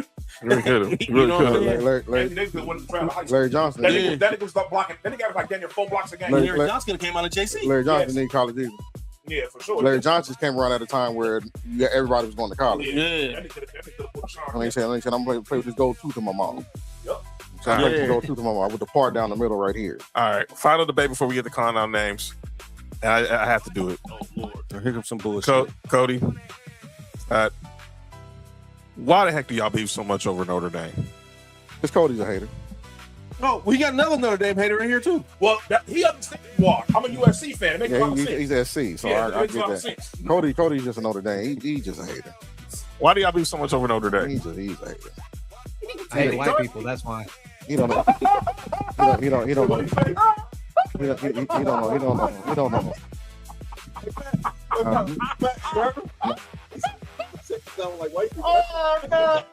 So my thing is, if you don't like white people, what they got to do with Notre Dame football team? He's playing, dog. It's a. Oh man, that's funny. I'll get canceled if I say it on air. Oh man, Cody is hilarious. I'm gonna get canceled anyway, so it doesn't matter. So we all get canceled, but that's just Notre Dame hate, man. He don't know no better. No, I grew up in you forget, Fat, that I'm originally from Arkansas, so I had to grow up in the Lou Holtz fucking dick riding. Let me stop you right there. Oh, so I love Lou Holtz, but at the same time, like I feel like he's okay. I was getting ready to say because remember Lou Holtz used to coach at Arkansas. Yeah, I was getting ready to say okay. But like right. he's like anybody that's attached to the University of Arkansas and you live there, you're supposed to like just milk them, and I don't, and I feel like that's part of the reason. And they also have like this second love for the place, and I hate it. That's just part of the thing. I hate it. I've always hated it, and I've just never put stock in Notre Dame because I always felt like they were a team of chokers. They always were choking, like when the Brady Quinns of the world. Chokers. I don't think Brady Quinn was a choker. I mean, okay. Lou Holtz definitely didn't choke at Notre Dame. So, I mean, I don't think Brady Quinn was a choker because when Brady Quinn got to Notre Dame didn't have the same expectations they had when they was Lou Holtz. Notre Dame's always had expectations. You got to think that they're the only independent team, and any kind of intellectual property. That's not true. I'm saying the Tyrone Willingham years, we didn't have them expectations. I used to say, get rid of that. Tyrone Willingham, we didn't have them expectations. Like literally in any athletic NCAA merchandise, Notre Dame's stamp is on there, so you're going to have expectations. Tyrone Willingham had a good first year at Notre Dame. I think he went like 9-2, and everything after that was downhill. Brady Quinn was the quarterback when Willingham was there. When Tyrone Willingham was there, Carlisle Holiday was a quarterback. When did Brady Quinn came with Charlie Weiss? I think that's when the hype started again, dog. Brady Quinn. That's what Cody was saying. Brady Quinn's junior season. He was going crazy. He was junior season. Notre Dame was preseason number 2. I'm about to say he was a Heisman finalist to start the season, right? Yeah, to start the season. But his first 2 years, Notre Dame didn't have those expectations like that. What year was that? 07, that was Tebow. Nigga, it wasn't nobody going. That's 2003 was when Brady Quinn got there with Tyrone Willingham. 2003. He was a freshman. Yeah, he was a freshman. Yeah, but I'm telling you, Brady Quinn took off once we got Charlie Weiss. That's when Brady Quinn numbers. And then who came after Brady Quinn? Jimmy Clausen. Oh yeah, y'all saw. Y'all saw having quarterbacks. They're like coming in. I'm not saying how they performed. I'm saying like the expectations coming in. People forget People forget. Jimmy Pat, are you the Clausen. same? Are you the same age as? Are y'all all the same age, John? Yeah. Is Pat the same age? That's you're older than Mark. He's 2 years older than me. We all around the same age. We're all around the same age. Okay. We're pretty much So a year you apart. got to think. You got to think. I'm what 4 years younger than you guys. Yeah. So I was in high school playing ball when this Notre Dame team that I hate the most was. Oh at the yeah. top. I have the same most disdain for Ohio State. It is just because I just happened to bring up Notre Dame because that just happens to be there. But I hate them both equally because of. I don't get to Notre Dame. He just told you. What Notre Dame do to Cody? He just said that. They were always put on a pedestal, and I just hate it. I always hate they were on a pedestal. Hey, just like we Notre Dame, and everybody else ain't. We can't control that. You know what I'm saying? All right. We tried to join the conference. They said no. So what you want us to do? We're gonna continue this. Hold on. Wait, John. Before we get out of here. Go ahead. Cody, Nick, you can hear me. Fat, John, what's the best college team y'all have ever seen? Me? Mm-hmm. NFL. Best college team I ever saw. Best college team I ever seen. Football, yeah. 97 Michigan with Charles Woodson. Without 97 Michigan with Charles Woodson. Without being biased. And then it's 2000 Florida State with Peter Ward. But I know some biasness coming. I know some biasness. Sure is some biasness coming. Oh, nigga, yeah, what the fuck? Yeah, hold on, I know I snapped that. What? No, see what we did to Oklahoma, nigga? Hold on, I didn't even ask. Nigga, say what year? Nigga, say what year? 88 Notre Dame, 93 Florida State. All them teams was nice. 2000 Florida State. Yep. 2000 I hate my bias is obviously 98 Tennessee. I can't put Miami up there. Yeah, fuck them.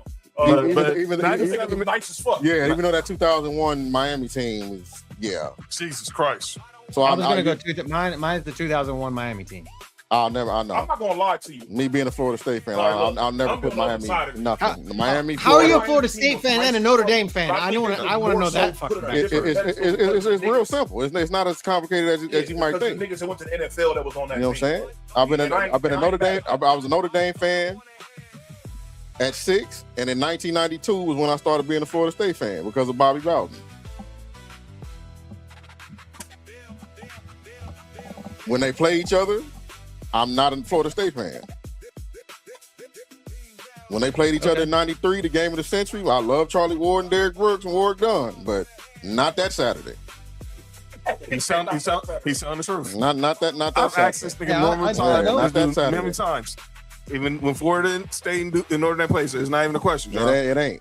It's not. It's not. And JoJo's hating on you because she likes Miami. So okay, well, sugar cane. For me, for me, they got for me. Oh, matter of who you say? Who was that like Miami? JoJo. Be here November 7th. Be here November 7th. Y'all getting y'all ass kicked. I'm saying it now. Be here November 7th. I'm gonna say one of them USC teams they was crazy. The year that beat Oklahoma. The year they beat Oklahoma. It was no doubt. That year was okay. I got one for the year that they beat Oklahoma. Do that team beat the 01 Canes? So it's Matt Leinart, Reggie Bush, Lindell White, Dwayne Jarrett. Hell yeah, beating them. Fuck all that. I don't know about hell yeah. I don't know about hell yeah. Run off Miami. I don't know about hell Run yeah. off Miami. I'm not saying about how much, but we're winning. Andre Johnson. Reggie Wayne. I don't care. Jeremy Shockey. Don't care. Frank Gore. Don't care. Willis McGahee. Clinton Portis. Willis McGahee, Portis, Najee Davenport. Now. Oh, come on. Now. Kevin Winslow Jr. as a freshman. Now, if you flip that around to the defense, Jonathan Vilma. DJ Williams. None of them fucking Reggie. Vince Wilfork. Vince Wilfork. None of them catching. Vince Wilfork. DJ Williams. They're not stopping Montrell Roll. DJ Woods from out here, right? Philip Buchanan. Come on. Philip Buchanan. Are not stopping Lindale. Ed Reed. Ed Reed. Sean Taylor was on the team too. Was Sean Taylor on that team? Dwayne Jerry was on the team too. Yes. Oh, Sean Taylor wasn't there yet. All right. No. Was Santana Moss on that team? Don't we have Matt Leinart still? No. Santana Moss was No, Santana Moss wasn't on the team because they had Andre Johnson and Reggie Wayne. That's right. Santana Moss was in that second era of the U. Park like Hey man, I'll give you this. Y'all had the advantage at quarterback because Matt Liner was better than Ken Dorsey. They got the advantage of running back. You sure? running back for sure. There wasn't no running back on nobody's field better than Reggie Bush. Yes. Reggie Bush is better. Reggie Bush is better. No, I'm not saying individually. You show Miami running back core ain't better than that. You see him and Lendale White? You talking about Thunder and Lightning? No, I'm talking about Willis McGahee, Clinton Portis, and Frank Gore. What year was that USC team? Oh, that's cool. Thunder and Liner, Bush, Lendale White. What year was that? 2003. That beat Oklahoma in the Sugar in the Fiesta Bowl. In college. They won better. In the Orange Bowl. Nobody at SC better than Andre Johnson. Nobody at SC better than Andre Johnson. We talking about Mike Williams or Reggie Wayne. We talking about Mike Williams? We talking about Mike Williams? Nah, I'm not taking Mike Williams over Andre Johnson. I know you're not. I don't mean you're right. I don't like neither one of them personally.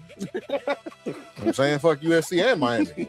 To be honest, we being all the way real. You know what I'm saying? I think 93 Florida State beat both teams, but hey. I'm just saying that Clinton Portis had more rushing yards than Clinton Portis and Najee Davenport, or Clinton Portis and Frank Gore together had more combined yards than Lendale White and Reggie Bush. But let me try to think of a team outside of them. Okay, I did not know that. Yeah. Damn. I didn't know that. I didn't know they had more combined yards than Reggie Bush and Lendale White. Because Reggie Bush had 521. No, so Clinton Portis and Willis McGahee. Yeah. I was about to lose. These niggas had Willis McGahee on the bench. But I forgot Dennis Herschel was on, or Herschel Dennis was the running back. Herschel Dennis was the running back. He had 600 yards. That dude, but couldn't stay healthy. So good. Had 661 yards. Reggie had 835 yards from scrimmage. Yeah, that's when Reggie was Reggie was a freshman. When Reggie was a freshman in 02, I think. When they beat Oklahoma, Reggie was a freshman, wasn't he? No, yeah, he was a sophomore. Yeah, but Clinton Portis had 1,200 yards himself in. Reggie was a freshman when Carson was there. This nigga had 1,200 yards and then followed up with 1,300 yards. Who? Mike Williams. And he's still not better than Andre Johnson.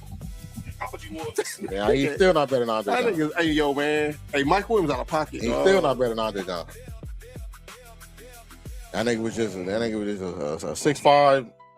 This is fun. And they ran 2 routes. And they ran a slant and a post. He ran the motherfuckers very well. Slant and a post. I run it well too. If I got to worry about Reggie Bush and Lendale White.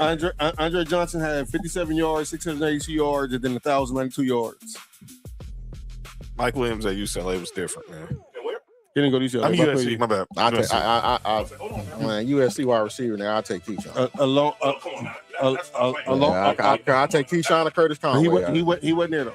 We talking about this year. Yeah, miss me with Mike Williams and Dwayne Jerry. Niggas was overrated. Overrated my ass. In 2000, you got to guys forget. In 2001, Canes didn't have Reggie Wayne. He said Reggie Wayne wasn't on that Reggie team. Wayne? He wasn't. Oh, he wasn't there yet. Y'all just trying to add players on the team. That's how you know USC better.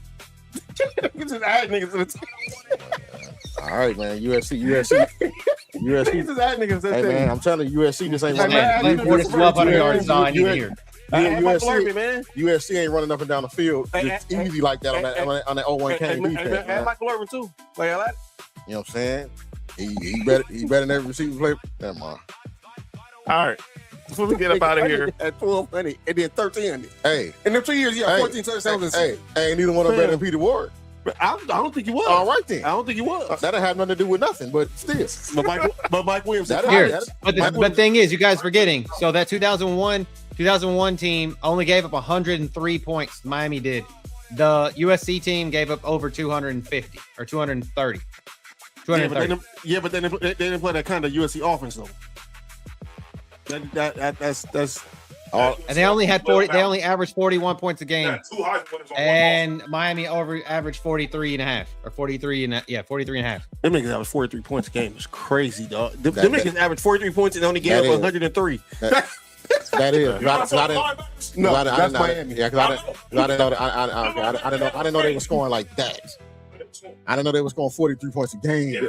Wait, hold on. Well, actually, you know what? Now that I think about it, they was beating everybody's ass that year. Like, they wasn't no close game. What year did USC beat Oklahoma? Did y'all go to the 03? Well, the year it was 03 season. 03 that was against Michigan. They won that the was, Rebel. that was 04. That was Steve Smith and Mike Williams ever seen. Oh, I'm about to say Mike Williams wasn't even there. I think he might have been a freshman, Mark. Mike Williams 04 was the year they beat Oklahoma was the 04 Fiesta Bowl. Mike Williams. Oh no, it was Steve Smith and Kerry Colbert.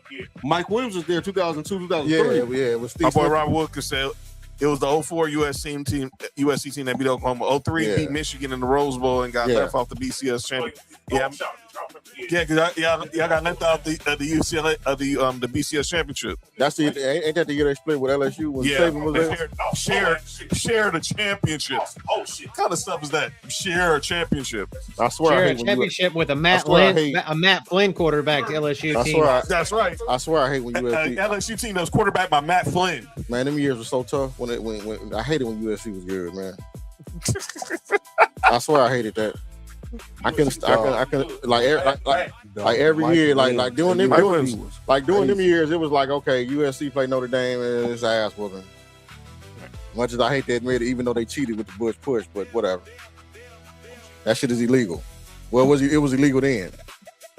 It was illegal. And the Bush push. And that was a South Bend. Yeah, I think it was Pac-12 ref though. It might have been a road game. It might have been a road game, but them referees might have been Pac-10. You know what I'm saying? Hey, you know what's so funny? We talking about USC receivers. You know who got the most yards in USC history? Yeah. Nope. Robert Woods. Marquise Lee. Nigga. I'm about to say Jacksonville. Dude, Jack that played for Jack. And Mark, you know what's crazy?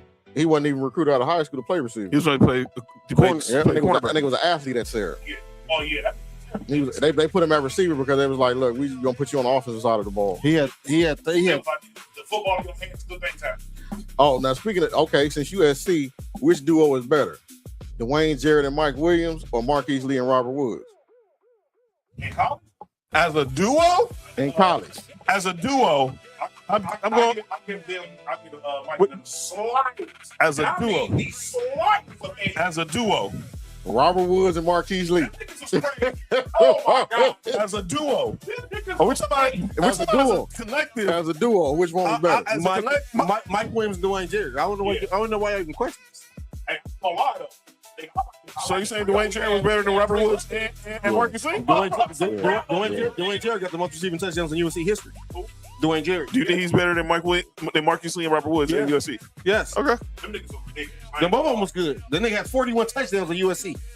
Dwayne Jarrett. 41 touchdowns. Hey, Mark, Dwayne Jarrett He was a touchdown machine. Nigga. better than Robert Woods though. Slightly. By much. You want to run one route? Who was throwing to them at that point? Matt Leinart. Oh, you talking about Marquise Lee? Was that Barkley or was that that was Barkley and Kessler? Who was that dude they drafted? John Davis. No, it was. You talking about Robert Woods and Marquise Lee? It was Matt Barkley. Wasn't that Mitch Mustaine? It was Matt Barkley, Cody Kessler, because they both went in the draft and because Robert Woods went in the draft in 2013 and Marquise Lee went in 2014. It was Matt Barkley and Cody Kessler. Hey, I got a question. You know, if all them USC receivers had all them stats, why we put Keyshawn over all of them? I don't know why I picked Keyshawn over all of them. Y'all like Keyshawn more. Because Keyshawn went up one overall. Y'all like Keyshawn more. Everyone brings up what Keyshawn did in the Rose Bowl. Well, it's because Keyshawn is an LA nigga too. So it's And like Keyshawn didn't have no top-notch quarterbacks neither. Putting up the numbers. Even in the pro. Yeah, he you know. The quarterback he had was Brad Johnson. Now the one thing I will say about Keyshawn when he started talking about the pros though, he do think he a little better than what he was though. I'm like, Keyshawn, you wasn't that. You was an average possession receiver, bro. You wasn't in no Chris Carter, Terrell Owens. You know what I'm saying? You wasn't in that kind of class now. It's low-key like you. I think we just forgot. We got what? I just saw some shit that it's not slight no more. It's definitely like This thing, Mike Williams, 11th in USC at yards and played there 2 years. He played 2 years at USC. I think some names need to get called out at this point. All right. I think we only got one. I think we got two names. Let's go and get to call down names. We got to continue this conversation. He benefited from one-on-one. You coming back here the first of the month because we got the preview college football. So I'm saying that now. September 1st. No, we can preview it right now. It's gonna be real short and sweet for me. All right. It ain't gonna be no long conversation. It ain't gonna be no long conversation. Here we go. You know what I'm saying? Ain't gonna be no long conversation. Here we go. We gonna be 12-0, undefeated, and then we'll see what we do in the playoffs. Here we go. That's all that is. All right. We'll be in the national championship game. What about R.J. Sauer, a USC legend? I remember R.J. Sauer. R.J. Sauer was nice. I remember R.J. Sauer. Johnny Morton was nice. Johnny Morton was good. Johnny Morton was nice. Curtis Conway was nice. You know who was good with y'all? Dude that played for the Lions now. Amaro St. I'm gonna say he was okay because y'all had Drake London and what you call it? what's the other receiver? The nigga that played for And USC had a lot of receivers that were supposed to be good too. Patrick Turner, Vidal Hazelton. I remember they had a lot of Vidal. Yeah, they were supposed. Yeah, I remember Vidal. Because Patrick Turner was from Tennessee. Yep. He was a 5-star recruit from Tennessee. Mike Williams went to the NFL and played tight end. Exactly. Well, not Mark. He ate his way to tight end. He did. Yeah. That's what Mike Williams got drafted as a receiver. Yeah, and nigga started eating, and all of a sudden he started looking like Ben Coates and shit. Yeah. Couldn't run, and then Dwayne Jarrett, he got to the NFL, and they found out he couldn't read. Michael Pittman Jr. Yeah. Michael Pittman. They said Dwayne Jarrett got to the NFL. He couldn't read defense. He couldn't read the playbook. You know who else couldn't? Who? EJ Manuel. Oh well. You have to think about the receiving. He was good at Florida State. We had these two tall ass niggas on the outside. Yeah. And we had the slot guy up over there. Yeah, just run a slant in the post. Nigga all day. And if you run it, here you go. yeah, and I'm just throw it to you. All right, y'all. Let's rip a new one into. Let's go ahead and kill. Let's go ahead and kill LaShawn McCoy real quick. I should put Will on calling out names. Oh, you can. You can. AB You be can. on there though. For sure. Because hold on. Everybody This nigga said This Odell might sound Beckham crazy, better but route running than Jerry Rice. Jerry Rice or AB, man. Like, yo. Everybody. Nick, here. I'm taking AB. Can I? Yeah. Yeah. So again, Did you this just is say? why LaShawn McCoy is. AB should be on there though, because like, this might sound crazy, but Jerry Rice or AB, man. Like, yo. This where he fuck up. I'm taking AB. Can I? Yeah. What did you just say? Jerry Rice or Antonio Brown? I'm taking Antonio Brown. Keep going. I don't care. Yeah. Thank you guys for watching the Speakeasy. Boys out the mud. We got LaShawn McCoy. What? Bro, I'm not gonna get distracted. Y'all can't. All right, that's one. Two is y'all acting like. What am I saying wrong? What can Jerry Rice do that AB can't do? Jerry Rice got what 3 Super Bowls? All them niggas should Fuck the Super Bowl. 2,000 yards. Fuck the Super Bowl. Jerry Rice He had 1,000 yard receiving season. 42, bro. Like 42. Yo, yeah, my man. You don't think AB can do that? See, I really do. Yeah, because like really, bro. Like, I think the thing is niggas get caught up in like how pretty niggas games look like. So there's niggas more athletic than the nigga, of course. There's niggas that are faster. There might be niggas that have quote unquote better catch rates than him. Hey Nick, that's funny. funny. They're not better than him. Hey Nick, that's funny when people say receivers are faster than Jerry Rice. I never seen nobody catch him.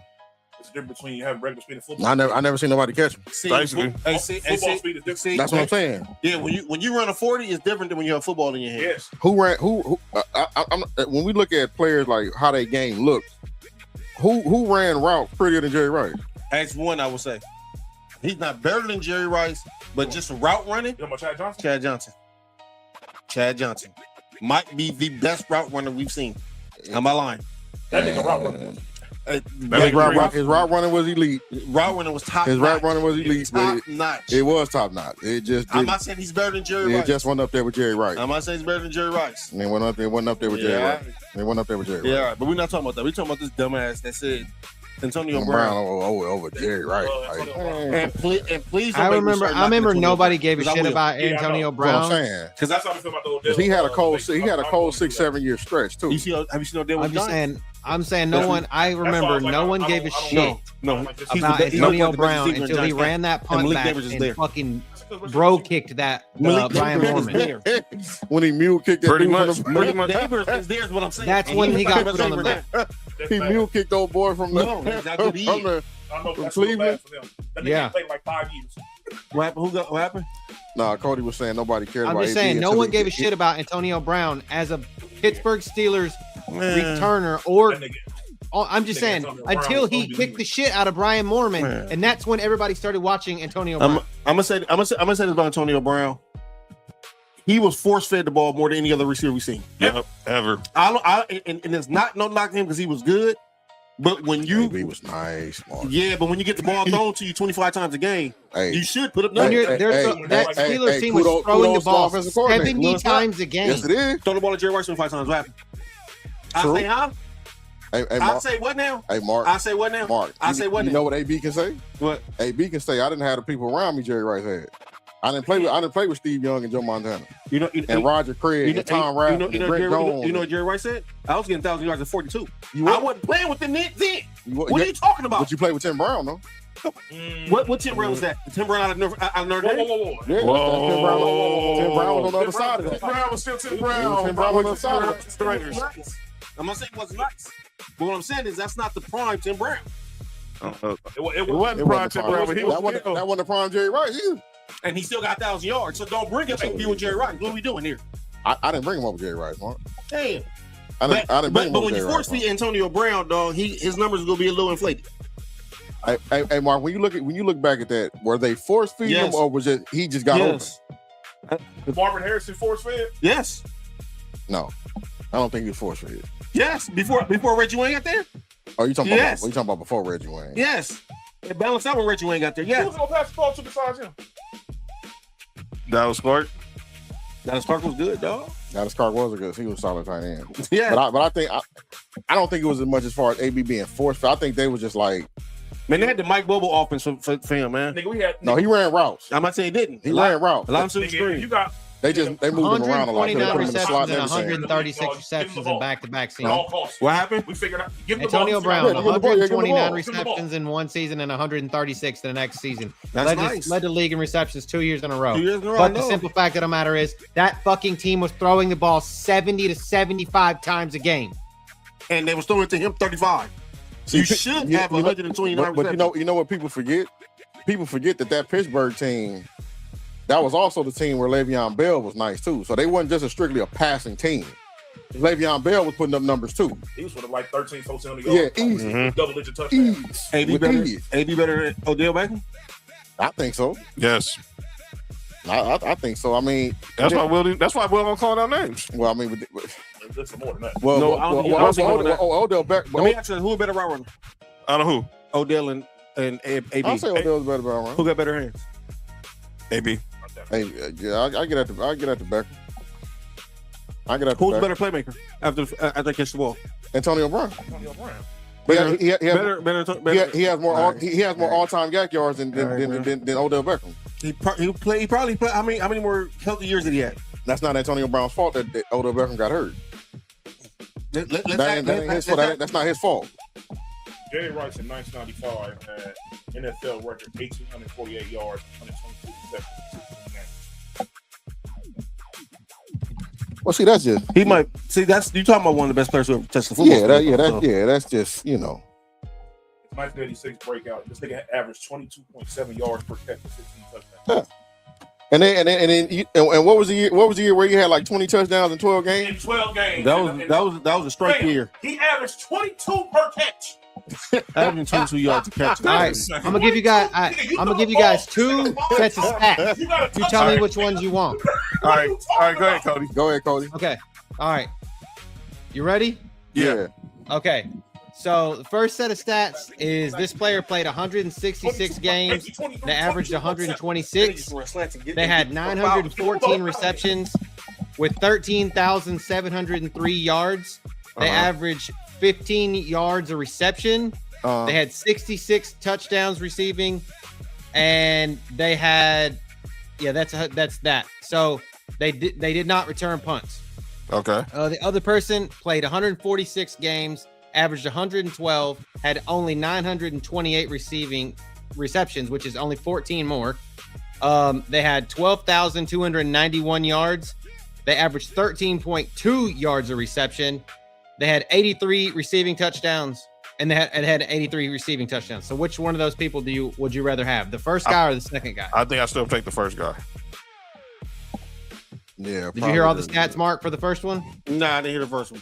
Okay, 166 games. They averaged 126 over their career. They had 914 receptions. They had 13,703 receiving yards, and they averaged 15 yards a reception and had 66 receiving touchdowns. Would you rather have the first guy or the second guy? He said number 2. Give me 2. Mark said number 2. What about you, Fat? First guy or second guy? I'm gonna say the first dude. I'm still gonna say the first dude too. Can Nick hear it? Or Nick can't hear it? No, yeah. Okay. All right. So you guys want to know who the first guy is? Yes. Who is that? Julio Jones. Oh wow. The second guy is one Antonio Brown. Boy, Antonio Brown's better than him. Oh, they just moved your point. What? What do you say? What? Antonio Brown is better than Julio Jones. But you guys all picked Julio Jones. Oh. You guys all picked the stats for Julio Jones over the stats for Antonio Brown. Antonio Brown. Antonio Brown over Julio? No, he read off the stats without the names. He read the stats without the names. But yeah, I mean, Julio Jones over Antonio Brown? Oh. I don't. You got Julio Jones over Antonio Brown? I mean, I know I picked Julio, but if you ask me who I'd rather have, and knowing the names, I'd rather have it. But you went off name. I'm going off. Well, to me, what sounded better? You got Julio Jones better than AB? Yeah. Nick has Julio over AB. I have AB because I feel like AB over a 6-7 year stretch was more dominant than Julio. Now, who was Will saying Odell was better than? They both had 7 All-Pros to be exact. And or 7 Pro Bowls. Julio has. You know how when you go to Santa Anita, you know how when you go to Santa Anita and you bet on a horse, yeah, and that horse got the lead, and then that other horse is coming strong on that last little. Right. That's what Julio Jones doing with this debate with Antonio Brown. Now I still got Antonio Brown, but Cody coming with they both got 7 all pros, and they both got 7 Pro Bowls. My bad. AB has 4 all first team All Pros, and Julio has 2. Okay. That's more important than Pro Bowl. Yeah. So I'll take All pros. All pros are definitely. Okay, I'll take it. Yeah. AB got 4, Julio got 2. But 15 yards of reception versus 13 yards of reception is crazy. Now, the thing that Will was saying, I don't have a problem with Will was saying. It's just that when you bring up Jerry Rice, that's when I have a problem. Like, don't put Jerry Rice in this conversation at all. I don't give a fuck what route Odell Beckham ran. I don't care if he ran the bus route, track. I don't care what route he ran. Don't put Odell Beckham with no Jerry Rice. I don't care what Odell Beckham did his first 3 years. I don't care about none of that. Will, I haven't got to talk to Will yet, but I'll talk to him like I'm talking to y'all right now. Will, get the fuck out. Hit the door. Yeah, I mean, you know what I'm saying? Any conversation that has Odell Beckham in a conversation with any top 5 receiver of all time, fuck out. Yeah, I mean, don't get me wrong. Injuries played a part in Odell's career. I will say that. I will give Odell that. But at the same time, even when Odell Beckham was putting up numbers like that, like he was never like. But see what Will is saying. I'm not saying he right, but what he's saying is the first 3 years, first 3 or 4 years that Odell had. Yeah. That stretch, it was crazy. It was Jerry. Only person I compared to it was like Jerry Rice and Randy Moss. Don't compare him to Randy Moss. Don't do that. We're not comparing to the only 2 people that you can say that they had. Don't do that. I remember Randy Moss as a rookie. Oh no, it was It was different. Odell wasn't that. No, he wasn't. Now Odell is a better route runner than Randy Moss. Yes, but Randy Moss was like, nigga, I don't need to run the whole route streak. I don't need to do that. I'm gonna just run this streak and this post, and that's all I need to run. In fact, remember I'm gonna throw this hand up. In fact, remember we was in post office in LA. That's all he was doing. When he was guarding Terrence McGee was guarding. You know why he did that? It's A. No, he did that because Terrell Owens had 3 touchdowns. Yeah, early that day. Yeah.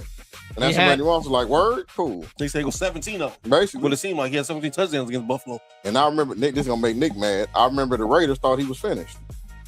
Nah. The Raiders thought he couldn't run. No, have you seen the interview with Warren Sapp? Yeah, they was talking shit. Warren Sapp was like they 9 routed him to death. That's why when he got to New England, they said, "Oh, Randy Moss lost a step and he not as fast as he was."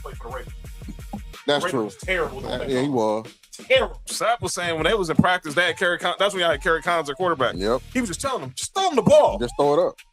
Just throw it up. Just throw it up. Kerry Collins wouldn't throw the ball. Wouldn't throw the ball's direction.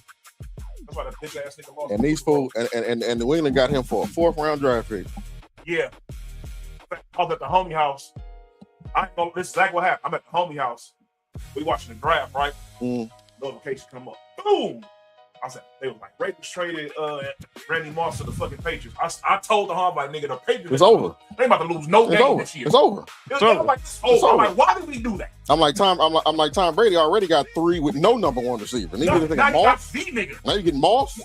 You get some V nigga. Oh, George Pickens was going crazy against the Rams. Yeah.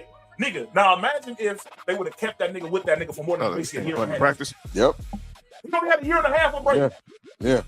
They only get a nigga here.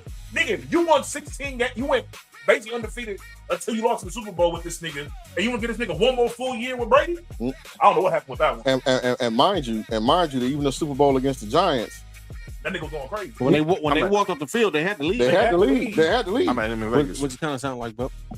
All right. Here's Cody's. I want to play Cody, the person Cody had calling our names, and then we're going to get up out of here. Who Cody got him calling our names? This chick who basically said it's Tanya Ray Fox from FS1 about the pressure on Jalen Hurts and Lamar Jackson to win a Super Bowl over other quarterbacks. To some degree, I'll give them this. What's the pressure for him? Jalen Hurts and Lamar Jackson probably are under the most pressure in the NFL in 2026 because of racism. Is that what we're? You got more than Marino. If you want to write that article. That's it. Like, so if you're saying they're under the most pressure because we live in a very racist society where black quarterbacks are held to a standard that nobody could possibly meet, while Justin Herbert can just throw off his insufficiencies at any turn. Tanya, these 2 quarterbacks are guilty of one thing: quarterbacking while being black. Yeah. That's literally it. What? That's why they're always up with the most pressure, despite being the most overqualified. I'm going to tell you something else. It's not just QWB. It's not just quarterbacking while black. It's quarterbacking while black and not apologizing, not kowtowing to the media desire to see some weird frustration of gratitude. All right. Go ahead, Cody. I was trying to get triggered. Go ahead, Cody. So basically, and the more and more I listen to this, I think I understand what she's trying to say, but she's not doing a very good job of it. And I don't think homie, the bald dude, is doing. That's Cody Decker from the Fan. So did a bad disservice. Can we not make this a racial thing? Can we just say that Jalen Hurts is a mediocre quarterback and then he's under pressure because he's a mediocre quarterback and hasn't done shit with a mediocre without that we thought that he was? Lamar Jackson, he shouldn't even be in the same conversation with Lamar Jackson. The only thing that's similar about the two is they're both black and they both run the ball. But Lamar Jackson is way better than Jalen Hurts, and we shouldn't have that conversation. I will say this about Jalen Hurts. Jalen Hurts, the year they won the Super Bowl and the year they lost, he stepped up in the playoffs. He definitely stepped up in the playoffs those years. Who? Jalen Hurts. Oh yeah. What about Jalen? He stepped up the year that they won the Super Bowl and the year when they lost the Super Bowl. He was you could say he was the best player on the Eagles. Both of them. My point is they were trying to excuse make this a bigger issue than what it was, being that the reason why he did not play. I get what you're saying. I get what you're saying, Cody. That's not the reason why. It's definitely more pressure on Lamar Jackson though. Because Lamar Jackson has nothing else left to prove. He got 2 MVPs, could have had 3. You done won the division titles. You did. I mean, it's definitely on Lamar Jackson because you know. I don't think there's any more pressure on Lamar Jackson because he's black. That's my point. That's what they're trying to make this. I think there's more pressure on Lamar Jackson because he has achieved so much. And they're trying to tie Jalen Hurts to Lamar Jackson because he's black. Because they're both black, yeah. I just think she gave a bad example. I don't know why it's pressure on either one of these two quarterbacks. I'll be honest with you. We've seen. I know why. We've seen Jalen Hurts win a Super Bowl, like Fat said, play well in the playoffs, and you know both Super Bowls too. As much as we call Jalen Hurts mid up here, he played well in the playoffs and in the Super Bowl. Yep. So he shouldn't have no pressure at all. Nope. Lamar playoff time, he kind of he'll disappear a little bit. Yeah. So I get that part of it, but that still doesn't take away from him as a player. No, we ain't gonna act like the teams he lost to weren't like teams that either I'm gonna going to the championship, going to AFC championship. All that's cool, but I'm gonna tell you this: if your defense stop Kansas City on only 14 points, you should win that game. I agree. Well, he did win that game. No, he didn't. They lost that game. No. I said he won that game because if you go back and look at that game, when he threw that touchdown to Zay Flowers, and Zay Flowers fumbled in the end zone. That's not Lamar's fault. Nope. They win 21-17. If Zay Flowers hold on to, they held on to 17. 14 points. Yeah, but he drove them down the field. Cool. It's the same thing with Brady when he lost to the Giants. They drove down the field. Moss caught it when they left the field. Lead. Lamar drove them down the field. Hit Zay Flowers on that crossing route. That's true. Lamar just looking like all you gotta do is break the plane. I mean, yeah, I get that point. No, first of all, whoever that safety was for Kansas City, great play. But if we might have a different story. That's true. But Lamar has to show up in the playoffs because the reason why it's pressure on Lamar is because he has nothing else to prove. That's one thing. If he won a Super Bowl, he got what? He got what? 2 MVPs. Could have had 3. Yeah. No, he should have had 2. You see what I'm saying? What I'm just saying. No, he should have 2 because didn't one year he had damn near 1,000 yards rushing or something like that? No, the year Josh Allen won, he should have won, but the previous year Josh Allen should have won. That's what I'm saying. You know what I'm saying? That's what I'm saying. So he don't have nothing else to prove. Yeah, it's a Super Bowl. That's it. Or no, I'll be honest with you. For me, it's not even win the Super Bowl. It's just perform well consistently in the playoffs. Yes. He is not. You can't lose because of you. Yeah, I give you that. Yeah, I give you that. Yeah, I do. But let's forget. Hey, he fussed. Yeah, but then Lamar didn't catch that pass, man. But Lamar had that fumble. Yeah, Lamar had the fumble. Lamar had that silly fumble though. I don't care about that fumble. He put his team in position to win. He made a perfect throw. That's not on him. That fumble has long been forgotten. That's not on him. That's on Mark Andrews and our defense. But that's on Mark Andrews though. For sure, you got to catch that. You got to no excuse. I don't even think I don't even think that Lamar Jackson has that as much pressure this year, like because he has a whole new head coach, a whole new offensive scheme again. So it's like he shouldn't have. I'm gonna tell you the pressure for Lamar is gonna build up as the season goes along. Like if they come out and they start, let's say they first 12 games, they come out 9-2, and Lamar is leading MVP candidate, which I think is gonna happen. First thing they're gonna say, they're gonna be like, okay, they're gonna be like, yeah, okay. Now we're gonna happen in the playoffs. We're gonna see, yeah. Now, but I would say I'm with you. I would say Lamar had some bad luck when it came to playoffs. Yeah, like with Zay Flowers, the Mark Andrews shit. The one time I say, the 2 times I say Lamar came up short was the 1 year they lost to San Diego. That was his rookie year though. And I think that 1 year when Cincinnati went to the Super Bowl. No, the year he won his first MVP, they got blew out by Tennessee. No, that year. Oh, that game he didn't. It was.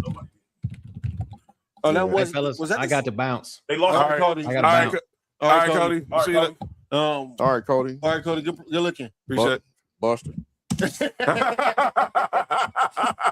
funny. No, I don't count the rookie year because nigga, they won't even call him. They don't even try to call no passing plays for this nigga. I watched that game, bro. He had 3 passes going into the fourth quarter. You know what's crazy? I watched them try to make that dude a receiver out of Louisville. That's the crazy. I remember he killed Florida the year he won that Heisman, bro.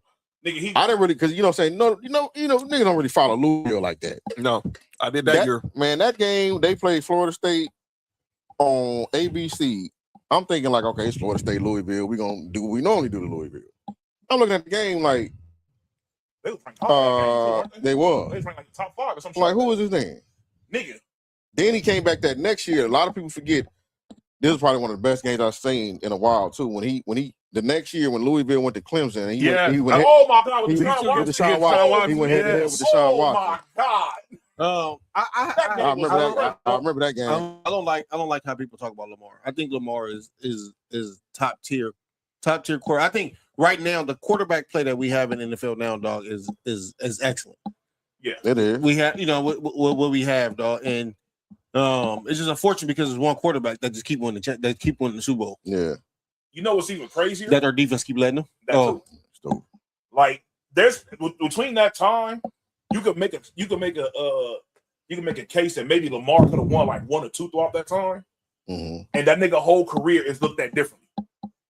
Like just completely differently. Because you gotta think about it like this, my nigga. Look, what other nigga if he was 2 throughout that time, right? What other nigga you seen win MVPs that early and win Super Bowls that early? Patrick Mahomes. That's it. That's it.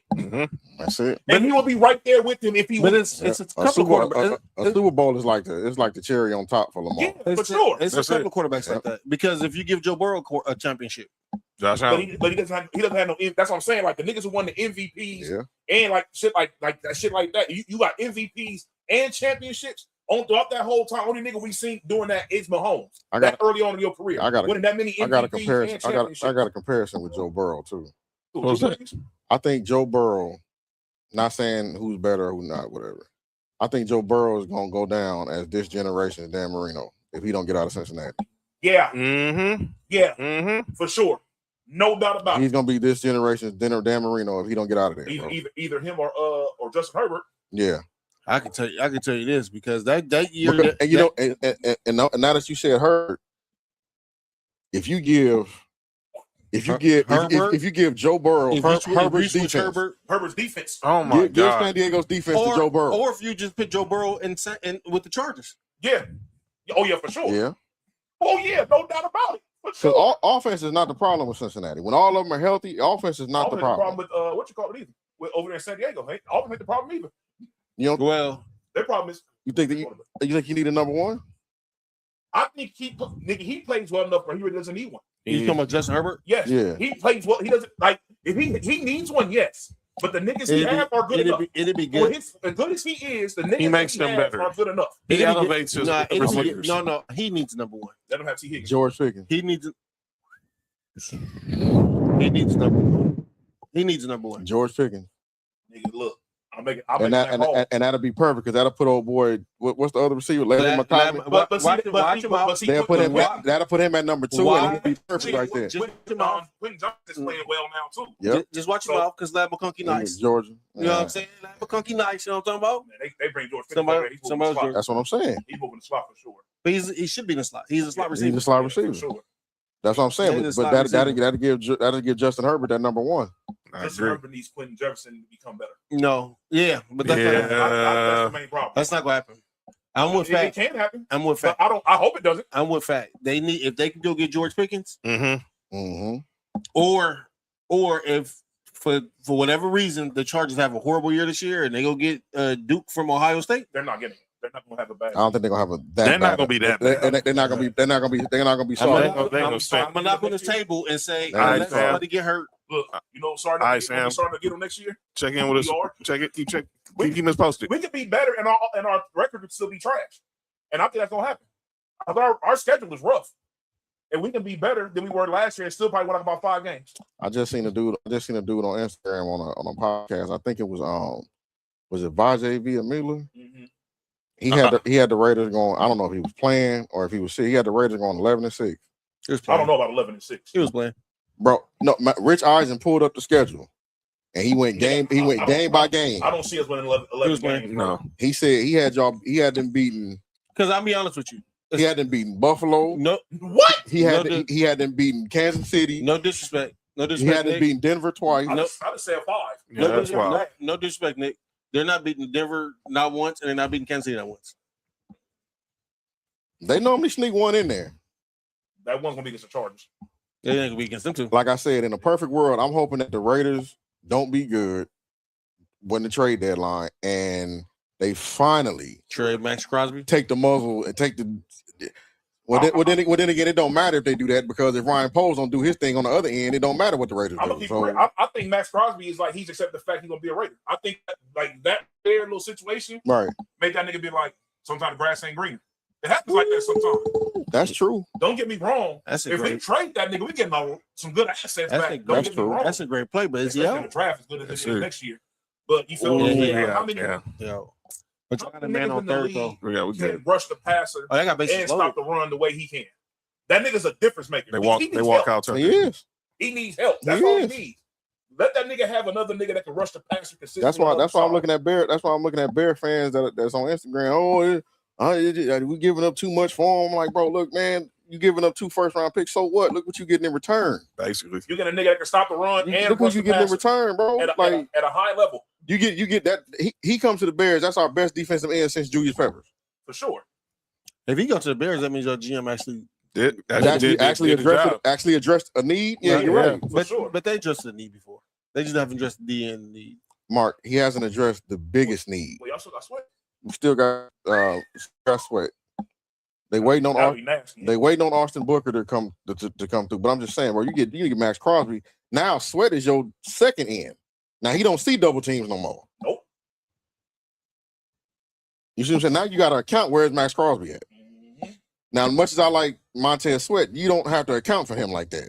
Nope. Makes his job a lot easier. That's what I'm saying. You just be like, man, that's their best double him. That's their best D lineman. Ain't nobody else gonna win this one-on-one over here. So, you got players y'all can double?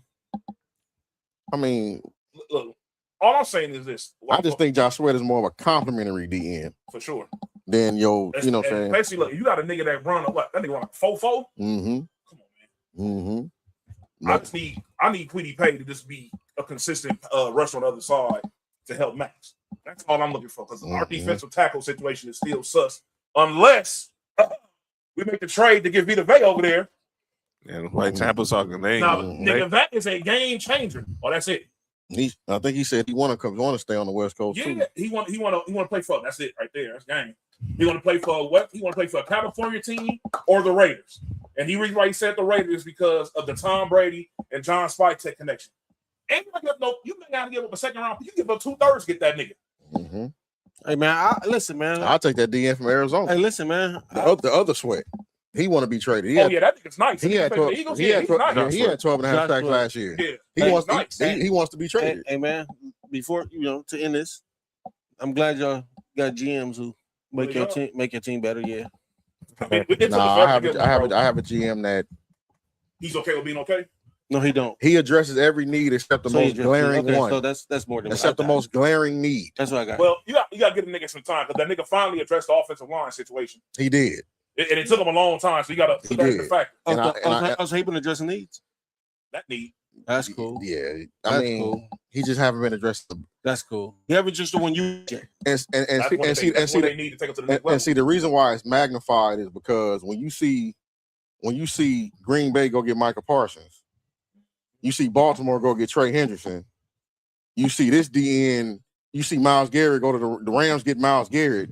You like Ryan Poles. Or at the very least, you seen the Cowboys nigga getting defensive tackles like a motherfucker. That's what I'm saying. They got 2 top 5 tackles on their team. Even them. You see them last year at the trade deadline. They went go get Quinn Williams.